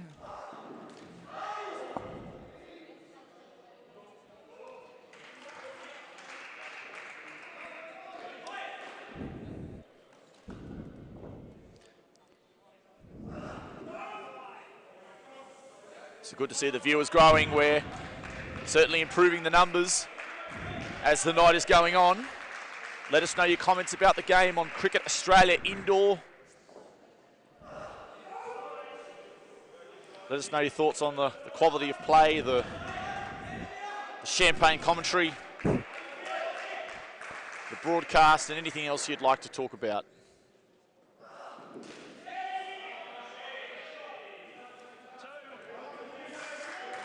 Jared Burke gets another 2 for his troubles. Building a handy total here, the Raptors.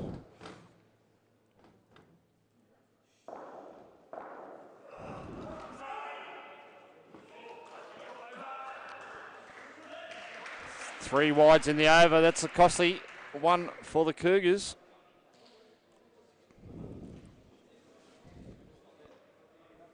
So this partnership already up to 26 after 3 overs. 48 is the total, so the Raptors making the early running here in this game. Only 1 wicket lost so far. We're going to see El Capitan returning for his second over. Christian Messier. Outstanding player and outstanding bloke. It's just as important as we both know, but a vital over from him coming up now.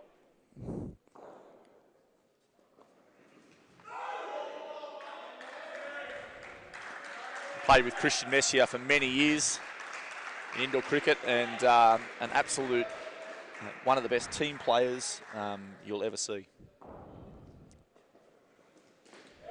Very humble individual. And we've got a wicket, so there we go. Yeah, definitely short. Burke just on the back foot there, playing that shot, and the effective bounce throw was good enough for the back stumper Vickery to take the bails. And Messier gets his second wicket. Well, that's a huge one for Castle Hill. If they can get another one, get them back under 40, I'd be very happy with that. And Jaden Simmons just doing what Jaden Simmons does best. He looks a pretty cool customer.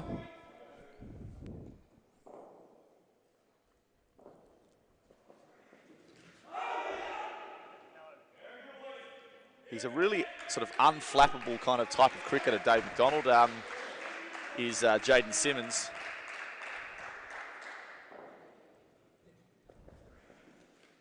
Oh, well bowled.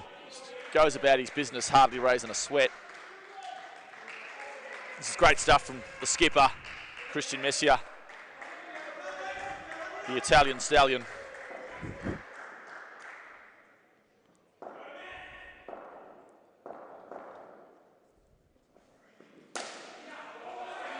Great shot. He gets 4 to finish. Jaden Simmons once again not content with 20. Plays the big shot to finish, and that pair will take 28. I'll be very pleased with that result. 50 at the halfway mark. And good to see some comments coming through here on the Facebook. Just been told that Jaden Simmons, two-time NICL Player of the Series. It's pretty impressive. So third pairing here, it's going to be Gavin Connor, and it's going to be Luke Webb, who is a new face as far as I am aware. Maybe this is an opening for the Cougars to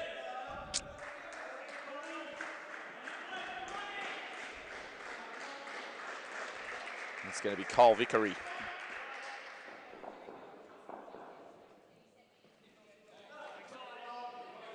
Nice fluent action. Starts with a wide.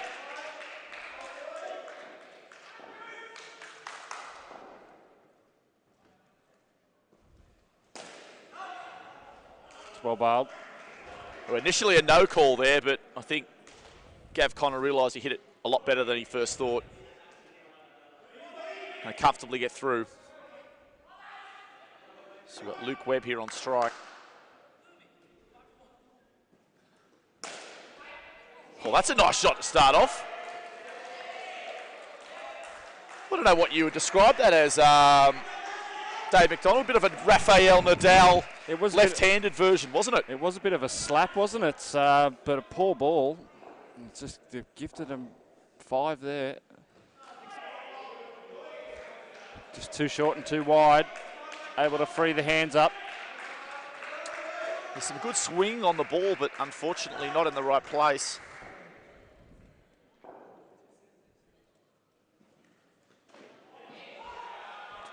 Better delivery. I'm just told that apparently Luke Webb bowls some absolute rockets, so we'll be looking forward to that later on tonight.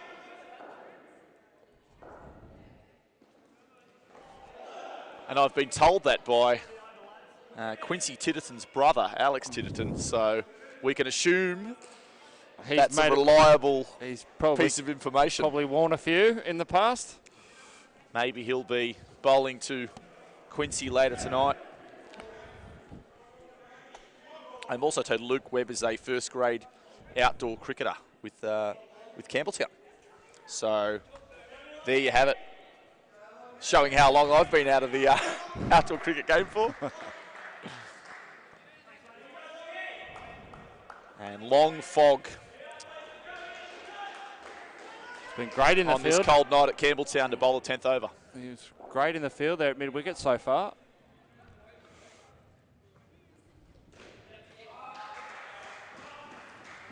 Another interesting action, Dave McDonald. Again, interesting that we're seeing a lot of the right-handers coming around the wicket straight away too.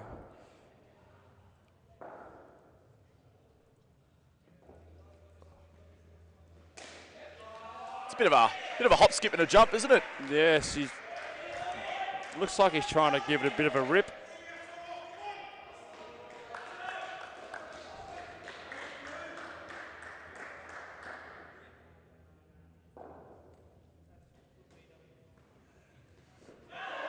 Raptors just starting to get away here, 66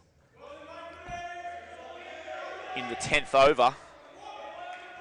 Just keep your eye closely on how he holds the ball as he approaches. And then he seems to change it up just as he hits the crease.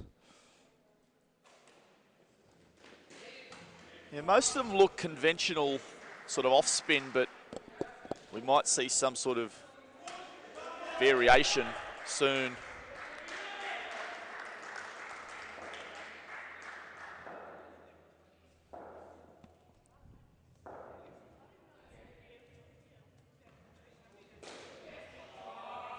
A bit wide.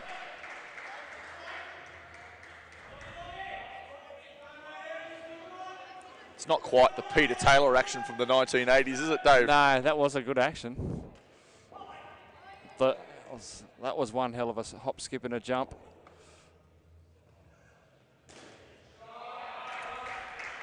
So big over there for the Raptors. This pair on to 21. Still only the 2 wickets lost in the whole inning so far. This is a clinical and typical Macarthur Raptors performance so far. This is what we've come to expect from them over the years. Absolutely keeping the moments of joy of the opponent to a minimum. Yeah, it's been solid without any frills. Doing what they need to do, and they've got a very solid base with 71 coming into the top of the 11th over. So going to see Cameron Vella again. Another Kookaburra bat out tonight, Dave McDonald. I've never seen this many Kookaburra bats in the last few years, let alone in one night. Looks like the ghost. Well bowled. Inside edge. The Zing Bales are finally disturbed. Well, that's a crucial wicket for Castle Hill. Have a look at the replay on this here. Looked like he just got there a little bit earlier there, Gav Connor. Just played at that ball a little bit before it arrived.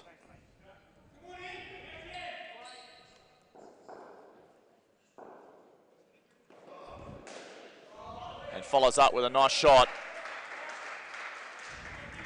Gav Connor straight back into his work. The viewership growing as the night goes on. This is very good to see. Let us know your thoughts. Cricket Australia Indoor Facebook page. Send us your comments.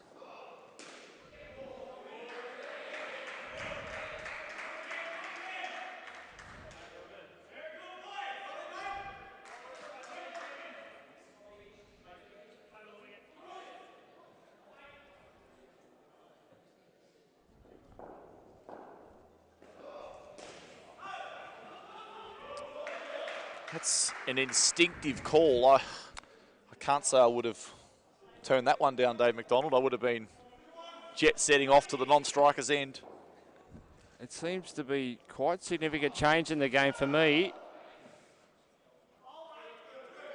And something we spoke about in the women's game earlier, that, again, it's a lot more instinctive.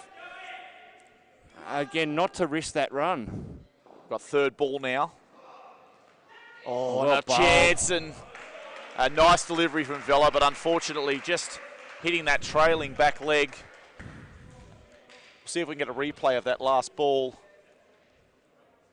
Obviously there's no LBWs in indoor cricket, but it looks like this one beats Gavin Connor all ends up. And we'll just have a look at it for a bit of fun.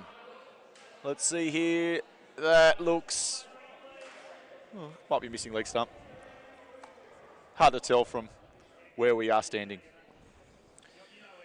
Anyway, we've got number 31, Daniel Hardacre, doing the Greg Mo Matthews and bowling with a cap on.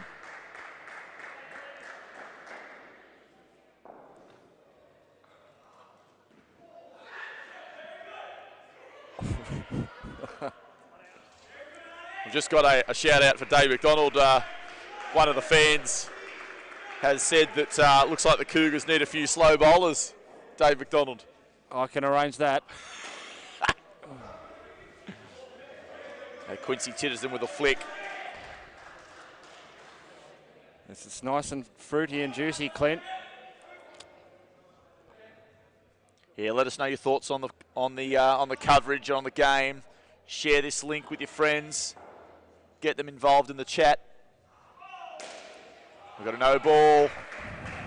Costly error.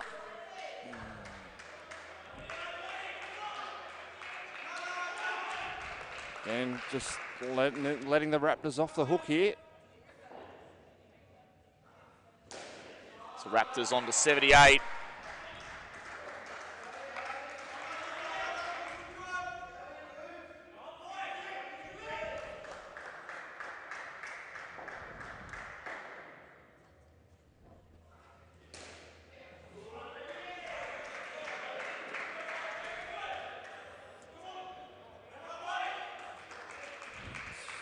Highest pair of the night so far. 30 with 2 balls to go.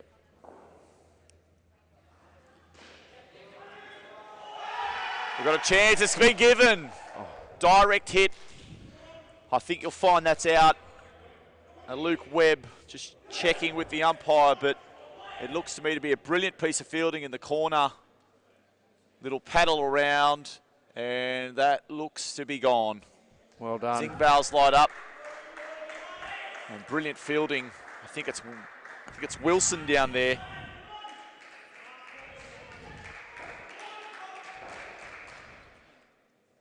So 1 ball to go on the 12th.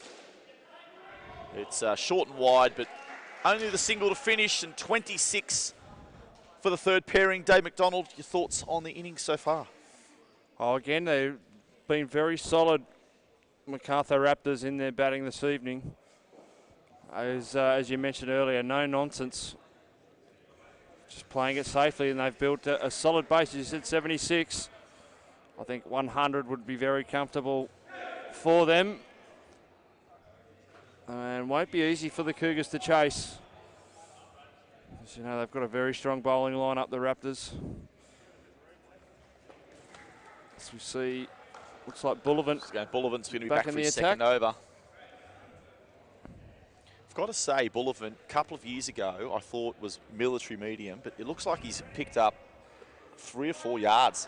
Dave McDonald, he was quite sharp the first over. He's definitely a lot sharper from when I last saw him play cricket. No question. Military medium, that's a great statement.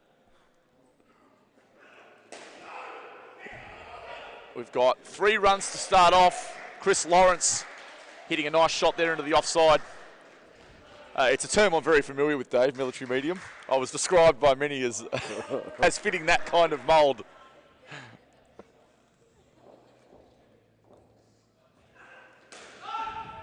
Well fielded and well bowled.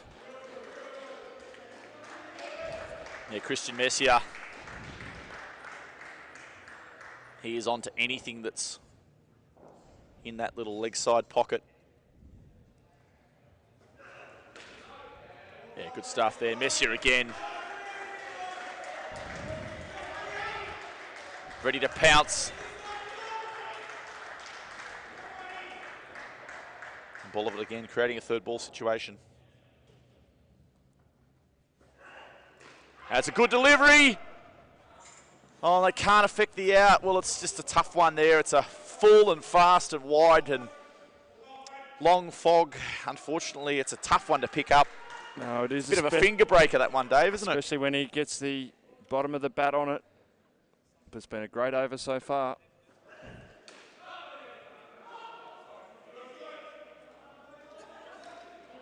Brad Bullivant, Dave McDonald, is he a Hurricane? Is he a Hurricane? No, I don't think. No, I think he might have played the occasional game, but I believe he plays with Blacktown. But he has been down to a few trainings. We've got, that's a fantastic over from Brad Bullivant. He probably deserved more than what he got there, but we saw dot balls, we saw many problems for the batsman in that over. He's going to finish with none for 12, which probably isn't really justice for how he's bowled, but it's indoor cricket. Statistics don't always do you justice, Clint, as you may know, but a fine start to this last pair, and that's exactly what they need Castle Hill. I'd much rather be a pie chucker taking 3 for 7 or 8 than bowling rockets and getting none for 12.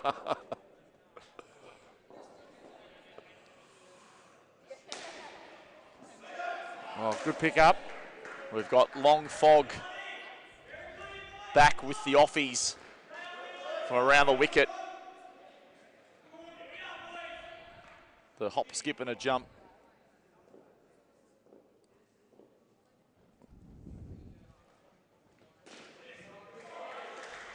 And nice shot there from Chris Lawrence.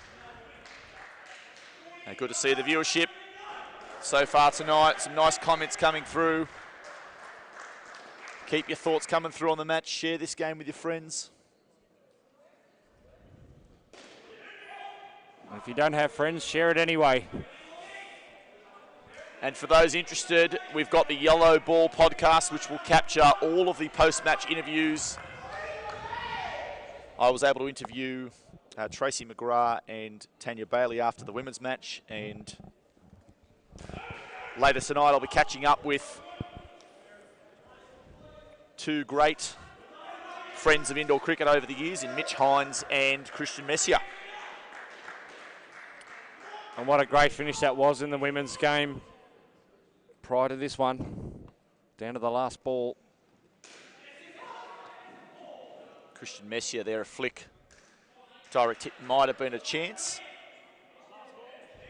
Yeah, for those who didn't see the women's game, might be worthwhile rewinding or going to the other link and watching in particular the last 4 overs. It was a chaotic finish to a game.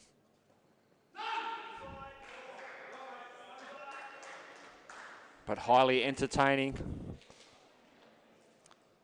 Not a good finish to that over. The wide. It was a crazy finish to that last game, Dave, isn't it? It's probably the best way to describe it. Certainly was. But a wonderful, wonderful match indeed. Vickery in the number 4 shirt about to come back on. 89. It's a pretty competitive total so far, Clint. Yeah, I think we're certainly heading up towards that 100 mark, which is just typical Raptors. They've lost a few wickets tonight. They've lost 4 wickets, which is 4 more than they're prepared to give. As I said to you earlier, Mitch Hines, the absolute miser of indoor cricket. If the team loses a wicket in the match, it's just not a satisfactory result. Don't go near him. I think that's being a bit unfair, actually. But the Raptors, they set such high standards. A first game of the live stream for this year, so still be getting used to the early season.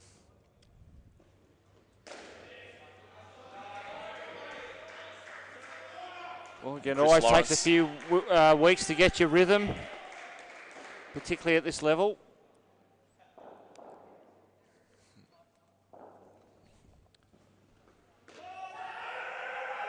Got Chris Lawrence tonight with the double zeros on his back. Not a big fan of double zero roulette. Dave McDonald much prefer single zero. Higher risk.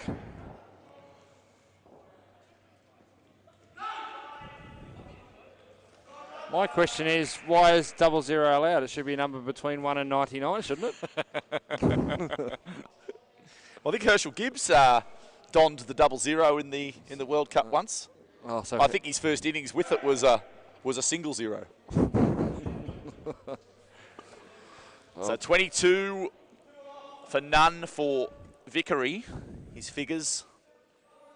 And we've got 98 on the board for Raptors. 1 over to go. It's going to be bowled by Luke Wilson.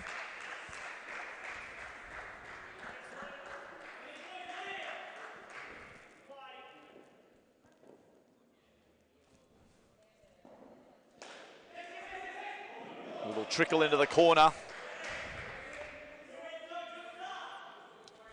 It's a typical Raptors performance so far. And the 100 comes up.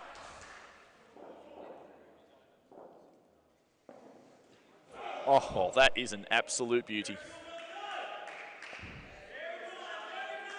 It's the old grandfather clock, isn't it? It Dave was. McDonald just stood straight and the That was a bat wonderful ticking delivery. from one side to the other.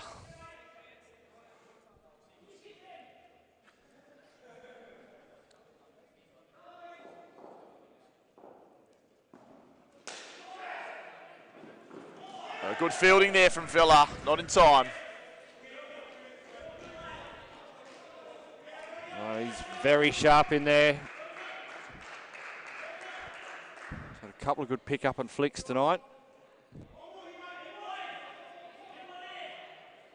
Call that one the octopus flick. It's amazing what these indoor cricketers can do with their arms.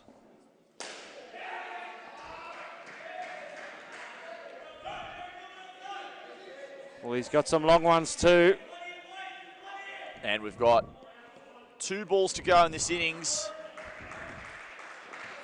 The pair up to 28.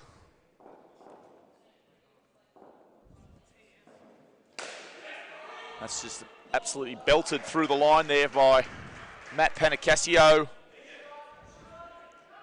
And it'll be interesting to see what they do this last ball. I'm going to go with, I think he's going to, I reckon they're going to block this one, but we shall see. Yep. Oh, let it go. Spot on. Instinctive 106 for the Macarthur Raptors. 22, 28, 26 and 30. Dave McDonald, your thoughts on that first innings? Quite a meticulous performance from the Raptors. Again, they didn't take many risks whatsoever. And they would be pretty happy with 106. Not a bad performance from Castle Hill, but again, just a couple of crucial stages, a few wides in a row, just let the Raptors off the hook. But 106 is going to be tough to beat, I think, tonight, Clint. I thought Castle Hill were very good in about, I'd say, 10 of those 16 overs. I'd say there's probably 4 of those 16 overs that were really bad in terms of extras, loose bowling. I think the fielding standard was really good. 107 to win. It's a big chase. It's sort of up around that, it's getting up around that 7 and over mark, which is not easy, but anything is possible in indoor cricket. That's right. But again, the difference between, as you said, the top sides in the nation is, again, not letting sides like Macarthur off the hook. And you just can't afford, unfortunately, to let such a strong side off the hook. As we await Castle Hill to present themselves and their opening partnership again. Big thank you to everybody watching out there, no matter where you're watching this evening. This cool winter's evening in southern Sydney. But we'd like to yet again thank the official broadcast partner of the National Indoor Cricket League, of course, Sportscast, bringing you all this action. And to the other partners of the National Indoor Cricket League, Burley, the official ball supplier, of course, of the whole of the National Indoor Cricket League. Now, are you interested in playing indoor cricket? Well, if you do not know where your nearest centre is, jump on the web, playcricket.com.au. There's a comp for all ages, men and women, boys and girls. And, of course, the Yellow Ball podcast, which I look forward to hearing later in the week with all the news and views and interviews from tonight and all the other news going on in the world of indoor cricket. Yes, the Yellow Ball podcast led by the wonderful sounds of Gary Lowe. I'll be fortunate enough to contribute to that podcast for this week. Got some great interviews lined up after the game with Christian Messier and Mitch Hines. Should be great to talk to them about a number of different things. I'd like to talk to Mitch about this wonderful journey of the Raptors over the last 3-4 years, and I'll be talking to Christian about how Castle Hill is going, and also about his personal indoor cricket in the last few years. Just having a quick look at the ladder in the New South Wales metropolitan area, or should I say New South Wales state area. It's the Stars on top with 13 points. They've played an extra game. The Raptors on 13 points. The Cougars on 8 points. The Minotaurs on 6. And Newcastle Steel on 2. Looks like we've got Daniel Hardacre and Kyle Vickery open the batting. And we've got a wicket first ball. Hesitation and a run out. Oh, as quick as you like. Tough one for Vickery because you could see it was going straight into the net and going to bounce straight back to the keeper, but it just hit a little bit of a flat spot and didn't come back in time. So he was a little hesitant and not a good start for Castle Hill. What's a diamond duck, isn't it? Dave McDonald. I wouldn't know what that is. Matt Panicasio opening the bowling. That's a great shot. Great comeback there.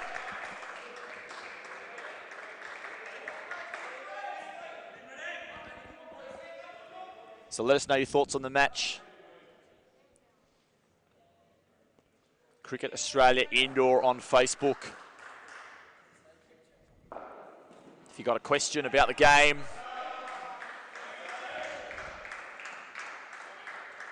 or about the rules, or about the structure of the tournament, let us know. Happy to read them out. A great shot there from Daniel Hardacre.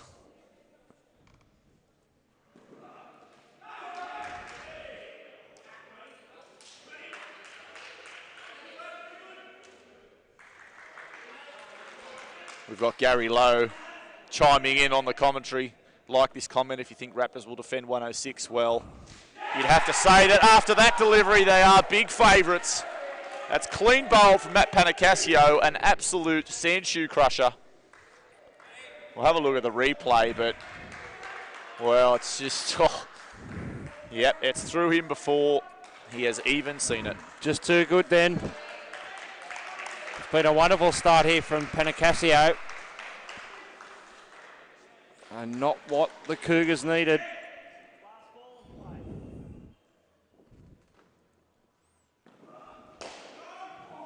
Oh, he's got a run there. It's a mix-up. Oh, it looked like the throw was wide. Yeah, it would have been well wide. But a bit of confusion there for the two Cougars batsmen. So action pack first over there. 2 wickets. Couple of decent shots. But all in all, a fine over from Panicasio. Very well bowled. There won't be much let up, I suspect, in their attack. We've got Daniel Hardacre with that Summers bat. One of the big brands of indoor cricket. Looks like we've got, interesting to see what, we've also got the... It's a black and grey colour. Another Summers bat as well. Yeah, so we've got Vickery with the Summers as well. Gav Connor to bowl the second over.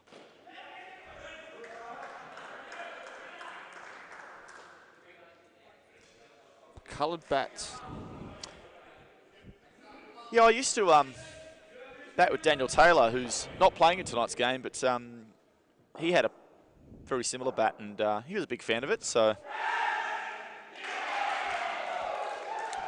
That's a catch. Yeah. Caught at point. He just lifted his head there. Let's have a look at this. So it's just got big on him, this ball. And easy catch at point, so... Great stuff there from... Yeah, he was looking to play that Gav Connor around the mid-wicket region, but again, just lifted the head. I think poor shot selection, that one. It really... We're never there for the drive, but follows up with a decent decent chop. And they look ready to go in for the kill, don't they, the Raptors? They look like they're on tonight.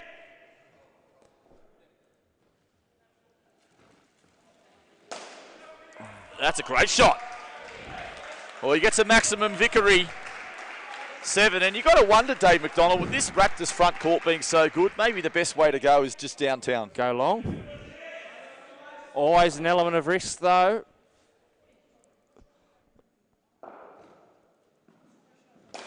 Yeah, it's a nice shot too.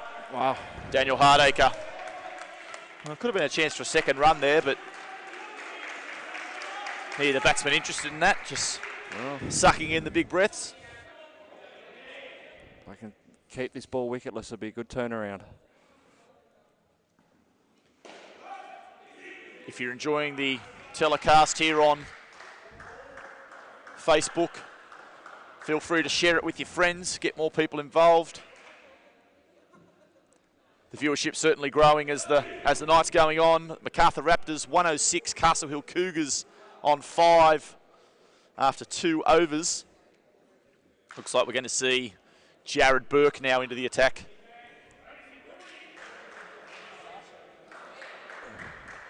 No. No. Going to be Simmons, It's going to be Mr. No Frills. You weren't looking. They were both smiling at you because they knew you were wrong.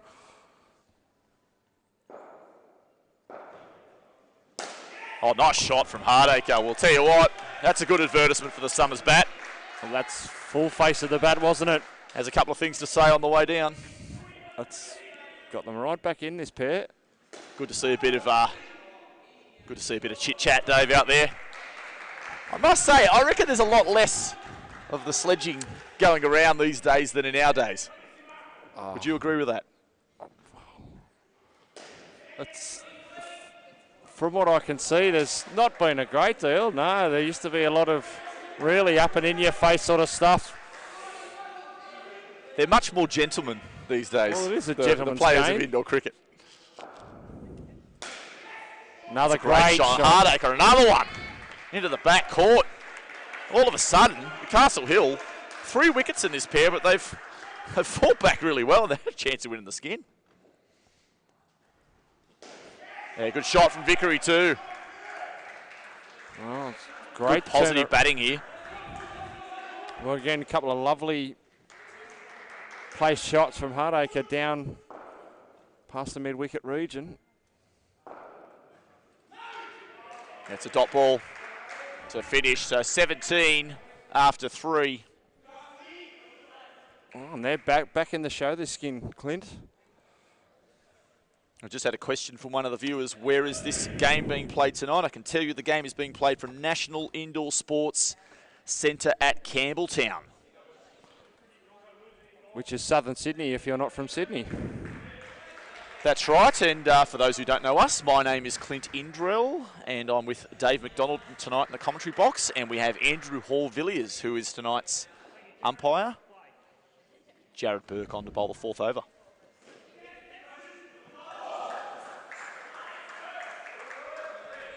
Bit of off spin.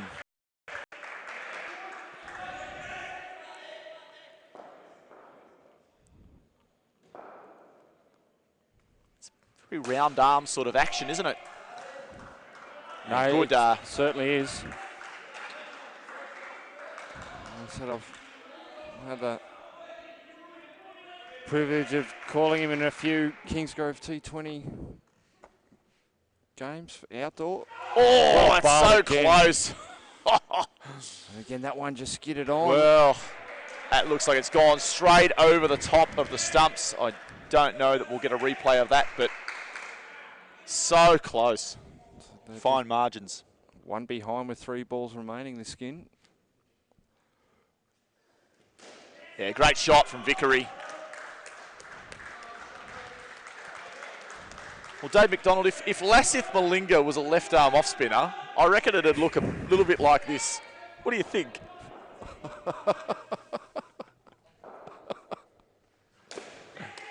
Yeah, great shot from Hardacre. Gets another 2.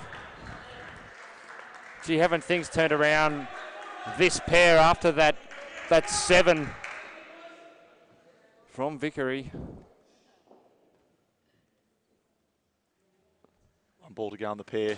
And he blocks out, and Castle Hill will take the first skin. Well, I'll tell you what, Dave McDonald, that was a blast from the past, that pair. 3 wickets and 26 runs. This is what we used to get in the old days. Well, that was an excellent performance there in those last 2 overs from Castle Hill. Again, I think it all turned around after Vickery got that 7, and then some wonderful shots here into the mid-wicket corner. And they're right in this one, Castle Hill.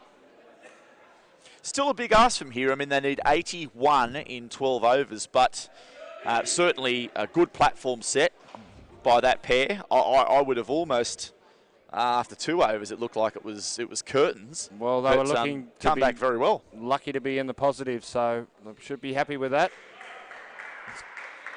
It's going to be Simmons again with the ball for the Raptors. Yeah, and Christian Messier and Long Fog. Oh, nice shot. Look at that. Straight under the nose of Christian Messier. He plays that one easily into the offside for 2.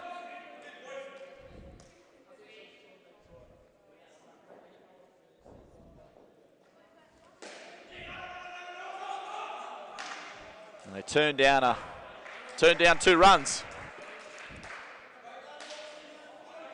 What are your thoughts on this stance, Dave McDonald? Just looking at it now, it's very Shiv Narayan Chandapal, isn't it? Yeah, we've got Long Fog. He's got another. He's got a Summers bat as well, I think. As does, I think Christian Messier's got one too. No, he doesn't. Sorry. He has something else. What does that say? Icon? I think so. I need a closer look. But it's got a good middle either or. Not taking any chances here, Christian Messier. Last ball of the 5th over. 5 off it so far.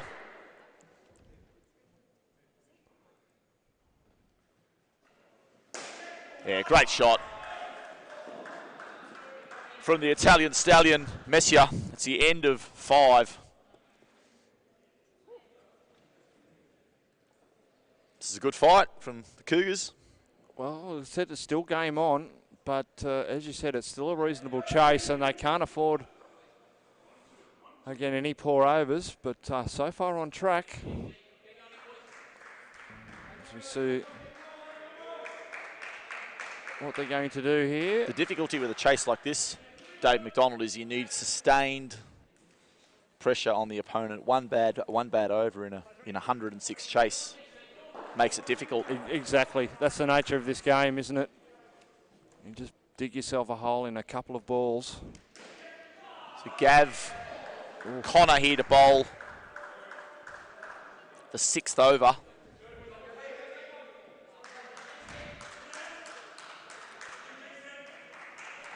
Christian Messier. What a player.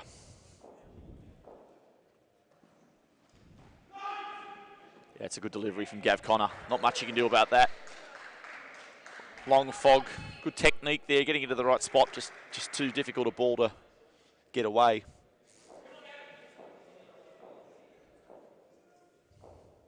Good to see the viewers flooding in. So wide there. And who do the viewers think are going to win this one tonight?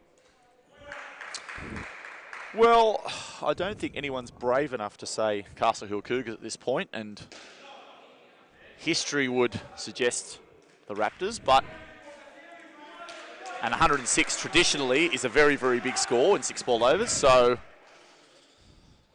I think your money still has to be with the Raptors, but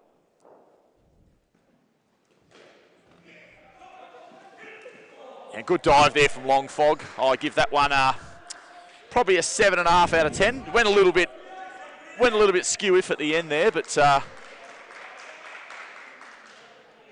didn't quite go to the Indrell School of Diving, but pretty decent.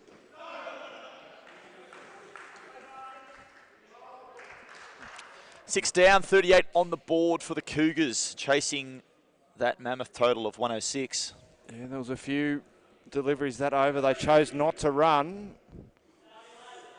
Yeah, we've got a few chiming in now. Dave McDonald saying the Cougars are good here for a win. Looks like we're going to see the skipper.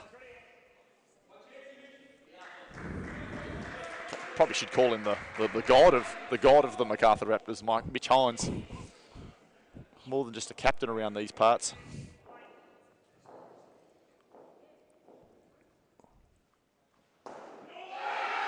Oh, it's an appeal. I don't think it's clean bowled him. Certainly trying to bluff the umpire there. I think the umpire's saying he's Andrew Hall-Villiers not having it. No. See if we can get a replay on that, but I think what we'll find is that there is straight into a third ball here. So this is a big play. That's a wide.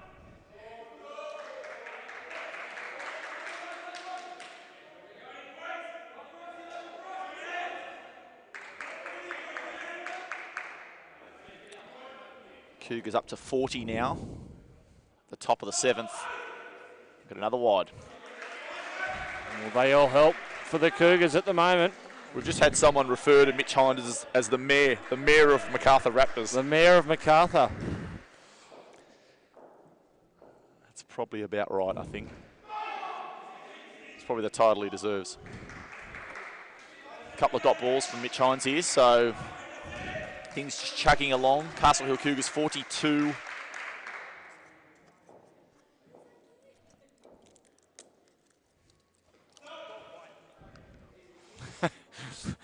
We've got another one that's called him the Honourable Mitch Hines. The Honourable.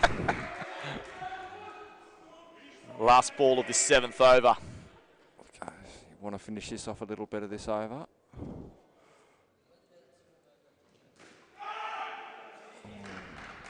Well, it looked like it possibly was going to be a leg side wide. Looked wide-ish, but how to turn a certain 2 into a easy dot ball. But wickets, again, they've kept in hand. So they're setting themselves up reasonably well here, Castle Hill. 18 after the 3 overs, and if they can get up above 50, they're still right on track here. Yeah, and we're going to see some gas now from Matt Panacasio. Is going to bowl the 8th over.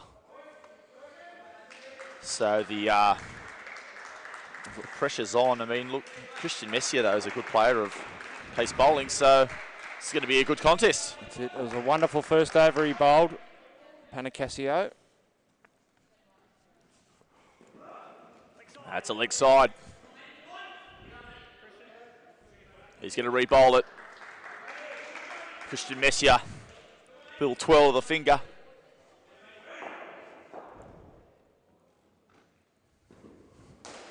Yeah, great shot. Gets 2 more runs. And the Cougars chugging along here.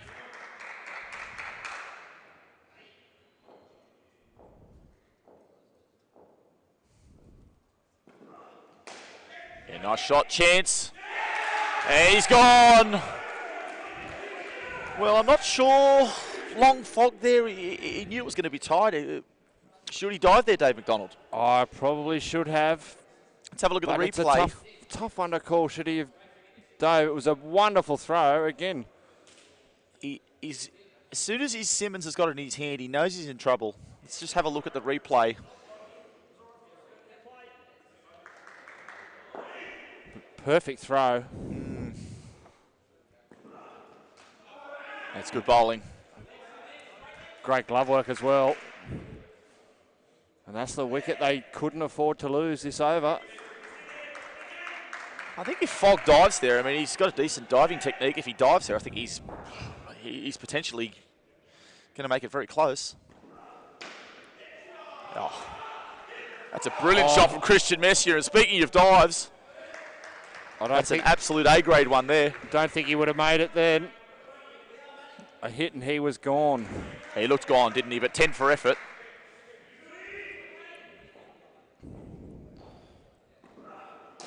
Oh, well bowled. The viewership continuing to grow here. Castle Hill on to 20. 1 ball to go in this 8th over.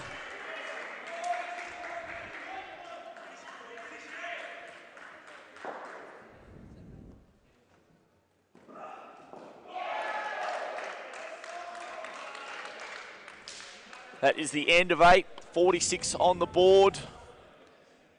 Dave Mack, what you thinking on the game so far? Well, it's pretty close, as we said, but again, a solid second over from Panacasio there has just pegged them back a little bit and not only won them the skin, but Made it 61 to get for Castle Hill in their final two pairs. I think that might be a bridge just a little too far. But we said that in the last game, and look what happened. Never discount anything in this game. But a big job for these two now. So we've got Titterton and Wilson. I'll say that again. Titterton and Wilson, who's going to be batting third pair for Castle Hill. We've got 8 overs to go in this match, so 8 down and 8 to go. Looks like we're going to have the pace of Greg Connor into the attack.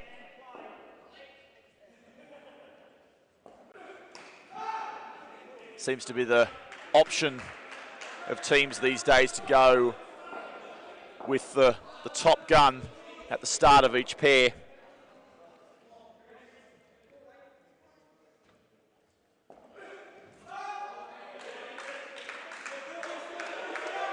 So you might have got away with that one, Diz Connor, but he's on the third ball. So third ball and the pair immediately under pressure.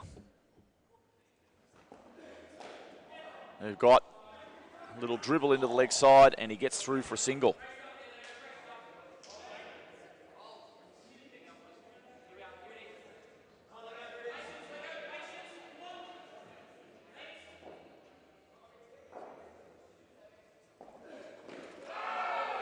There's a sandshoe crusher right there. He did well to keep it out though.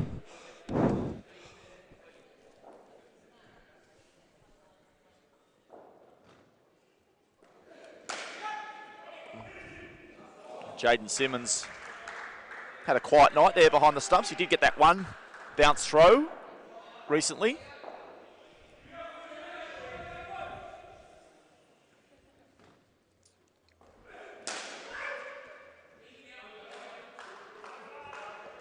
And that is the end of the over. No wickets, just the 2 runs from it. Well, solid over too, wasn't it, for Connor? So that's as good as almost getting a wicket. Well, that's right. That type of over. To keep them to 2. Still great to see the viewers participating tonight on the Facebook chat. Good to see your comments on the game. I should clarify for a couple of people who have asked the question, there's 16 overs in a game of indoor cricket, with each pair batting 4 of those overs. And in the final over of each pair, there is the option to re-bowl wides and no balls. So we've got Chris Lawrence into the attack, so more pace.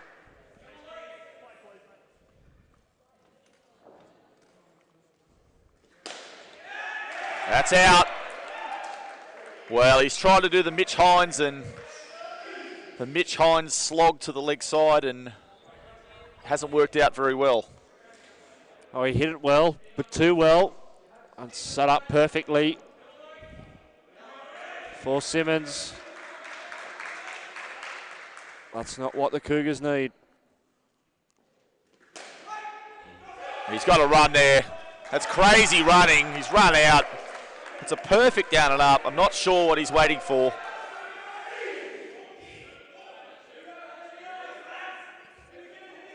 That is just chaotic running there from Titterton and Wilson. It's a good shot. There's nothing wrong with the shot. Really got Chris to dig Lawrence in now. Take that.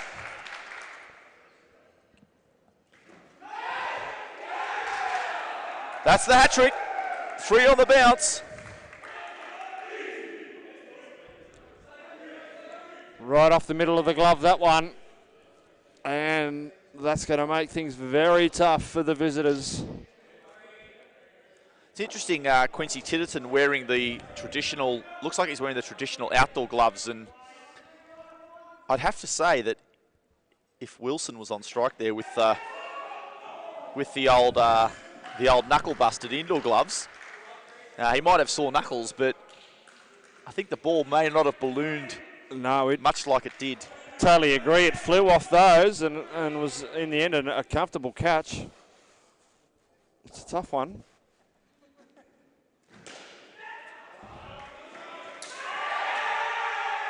Great flick there, but Wilson just in time. I can remember, Dave, from personal experience using the thin indoor gloves. Daniel McLaughlin hit me on the thumb. Fortunately, the ball trickled along to the ground, but I'd broken my thumb for 10 weeks. So. Oh, yes. Well, that's why you wear them, kids. So maybe you're better off taking the -5. Well, I know I used to wear them purely because of the finger damage, but yeah, it's actually a good debate, Clint. Well, let us know your thoughts. Do you wear the thin indoor knuckle buster gloves or the thick padded outdoor gloves? Or the old cotton gloves. The Queensland cottons. Yes. Yeah, the Queenslanders still, every now and then you see them donning the cottons.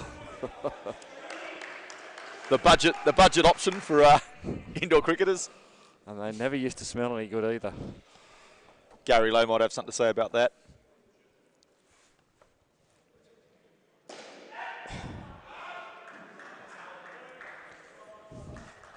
Very well bowled from Hines there, but well dug out from Wilson.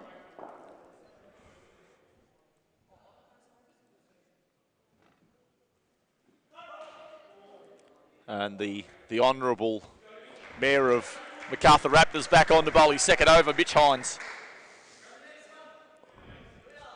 Not known for his bowling.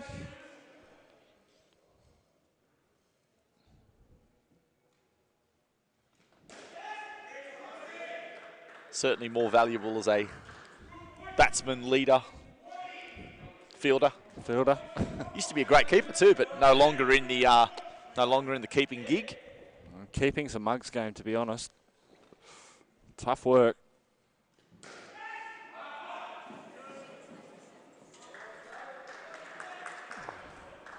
It's going to be really hard for these two to dig themselves out of this hole for Castle Hill now. 2 balls left of the 11th.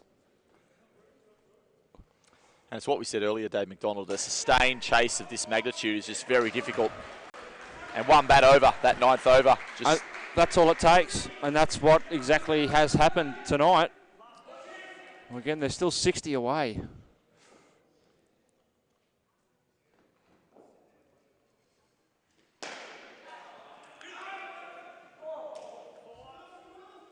Wilson picks up 4. That is the end of 11 overs.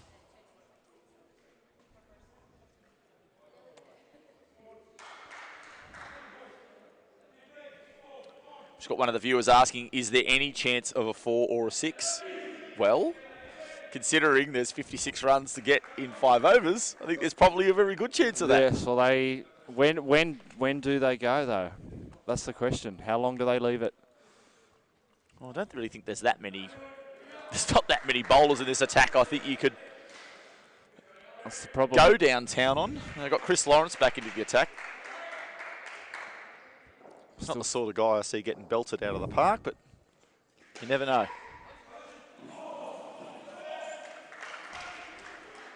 And the skipper, some great fielding down there in the front court. And they're just going to have to take their chance on these 50-50s into the net, aren't they? And run them through. I think this over is going to have to be 10 plus if Castle Hill are any sort of chance. That's going to be out. Leading edge. Greg Conn takes the catch.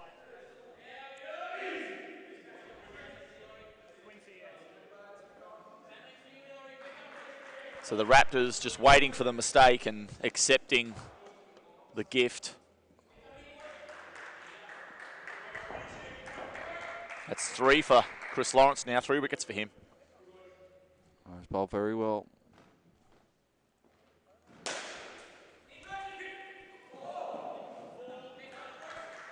How would you describe that shot, Dave McDonald? Agricultural.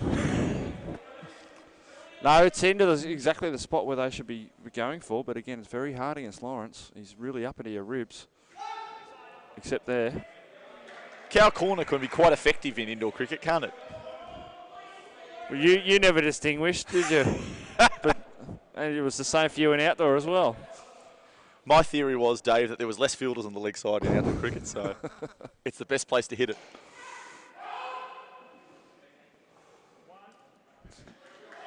So this pair scraping together.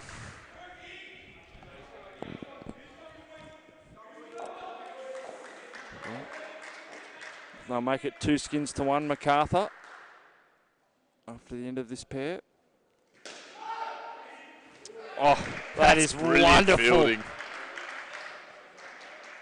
And it just instinctively didn't run there. I don't know if it was just simply that that's what Titterton's come to expect from the Honourable Mitch Hines, but that was something special there, wasn't it?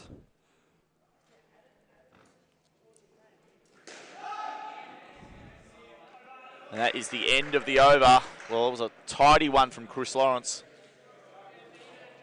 He finishes with the figures of 4 for -7. What a performance.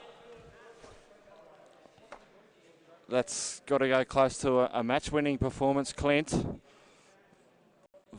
Vital, that over for Macarthur. It's pretty much snuffed out any chance of Castle Hill coming back, but saying that, it only takes one over to change things.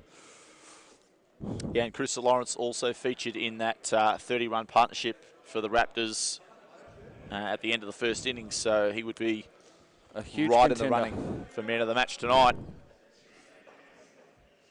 Just a quick shout out to the key people involved in this National Indoor Cricket League. Sportscast, the official broadcast partner of the NICL.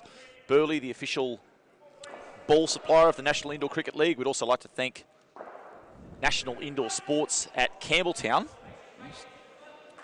who've got a wonderful selection of sports here available, including indoor cricket, indoor soccer, double court touch footy and indoor netball, as well as junior touch sports. Footy.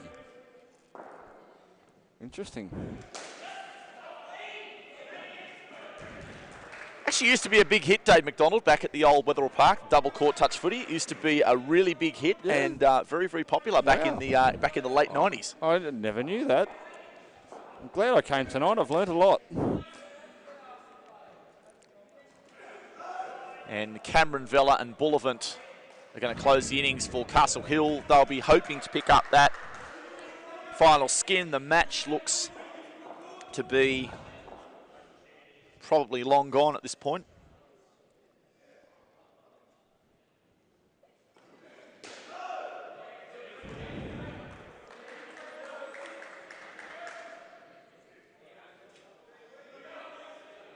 And I think you've got to say that obviously the Raptors are only going to get better and better as the season progresses. It's just about getting back into the groove of things tonight, isn't it, for them?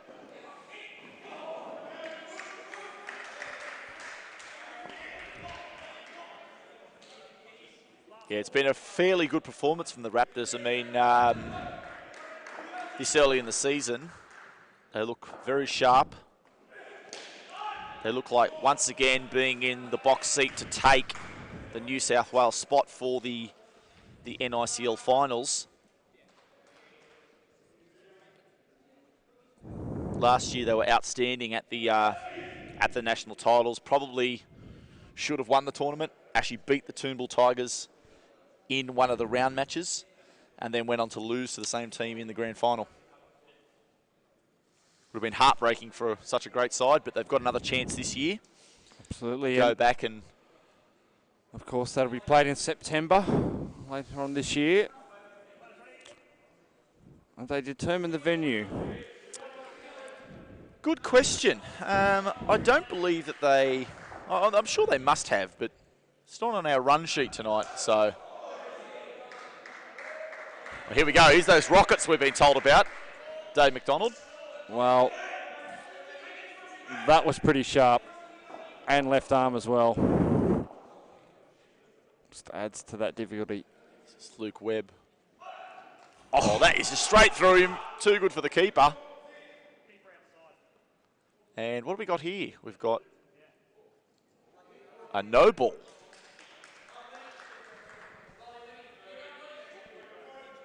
Not sure what the call was for there, but... I'll have to watch that on the replay, but back to Webb. Oh, he's clean bowled well. I must say that I thought that might have been coming. After that ball before, I was about to say one of the balls of the night It was an absolute jaffer, and that, again, you can't afford not to move your feet to an in-swinger like that. I think we've seen the 3 balls of the night in the last 3 balls. Oh, you're pretty close to it, to be honest.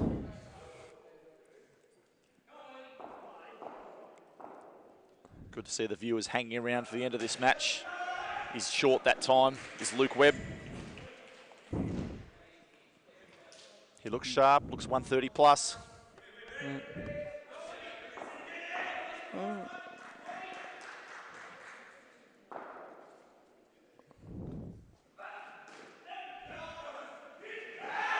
There's a chance and not out. This is one of those overs, Dave McDonald, where it's just much more comfortable being in the commentary box than out in the middle facing the music, isn't it? I don't miss these sorts of scenarios, but no, I've had an absolute ball sitting on this side of the fence tonight. Well fielded again. But again, everything that we were warned about. That was a fine over from Webb. But, there's 2 overs to go, and yes, we've said that obviously it's a bridge too far now for the Cougars, but there are certainly some positives for them to take out of tonight. Yeah, I think 10 or 11 of the 16 overs very, very good in the field. Probably 4 or 5 match-losing kind of overs. Too many wides and just some poor bowling, but overall, they've given it a decent fist here with the bat. First pair, very impressive. Second pair did okay. Third pair, they're up against it. They're chasing, needing 30 plus to keep them in the game, and took a couple of risks. Unfortunately, didn't come off.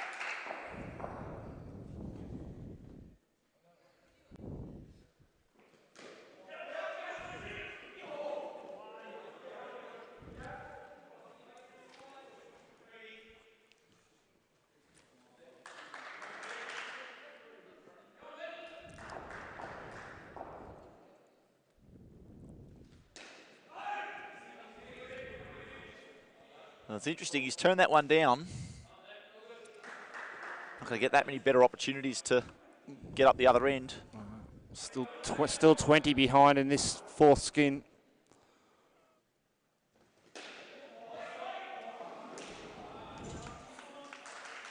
So 66 Castle Hill Cougars. Been a decent effort on the chase. Still got a good bunch of viewers here.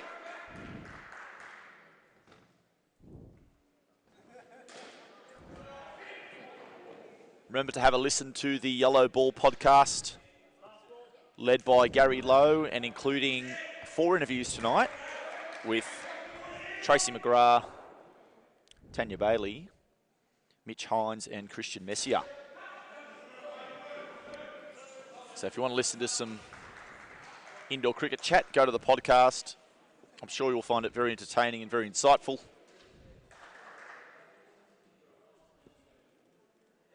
Learn about what's behind the best players in this sport. 1 over to go, Dave McDonald. What are your thoughts on the match so far? Well, again, pretty clinical from Macarthur, no question. It's been a privilege to watch them tonight. Actually, they're, again, a side that you can see with the roster they have, they're only going to get better and better, aren't they? And this guy bowling now has impressed me. That, and well kept as well. Amazing, isn't it? With no glove on the right hand. Coming through at 130 clicks on a cold night in Macarthur. Yeah, I don't miss that. Very brave. Yes, but solid keeping again. Well, that one's going to hurt tomorrow. That'll leave a war wound. No, but I'll be interested to see how they travel throughout the next few weeks. I think they're going to be very, very tough to beat this year.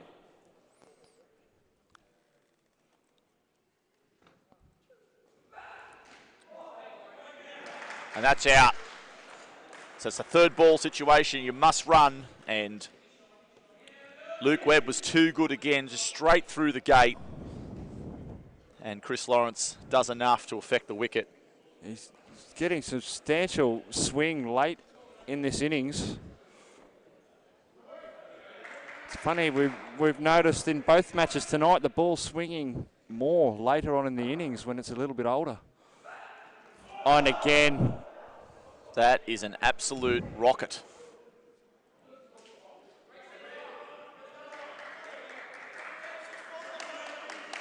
Two to go now. 16th over.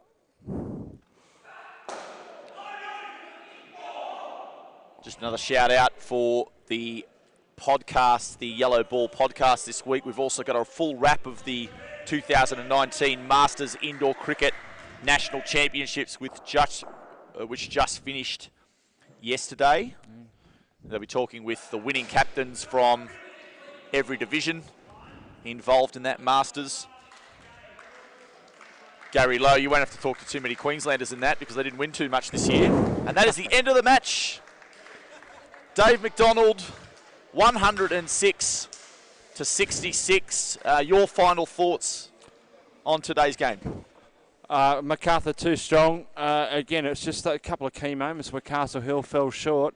A couple of the key overs there where, again, they bowled 2 or 3 wides in and over and let Macarthur off the hook when they started building some pressure. But, again, a very strong side. They started well, Castle Hill, in their chase. But, again, the bowling lineup too strong in the end from Macarthur and a well-deserved 40-run victory. 3 skins to 1 as well. But some fine performances tonight, and probably it's hard to go past Chris Lawrence, and also Luke Webb with the ball was fantastic there at the death for Macarthur. Yeah, so just a final wrap of tonight's match. Macarthur Raptors 22, 28, 26, 30 for 106. Castle Hill Cougars 26, 28 and 12. All even numbers for 66. That's the end of the match with the Raptors winning by 40.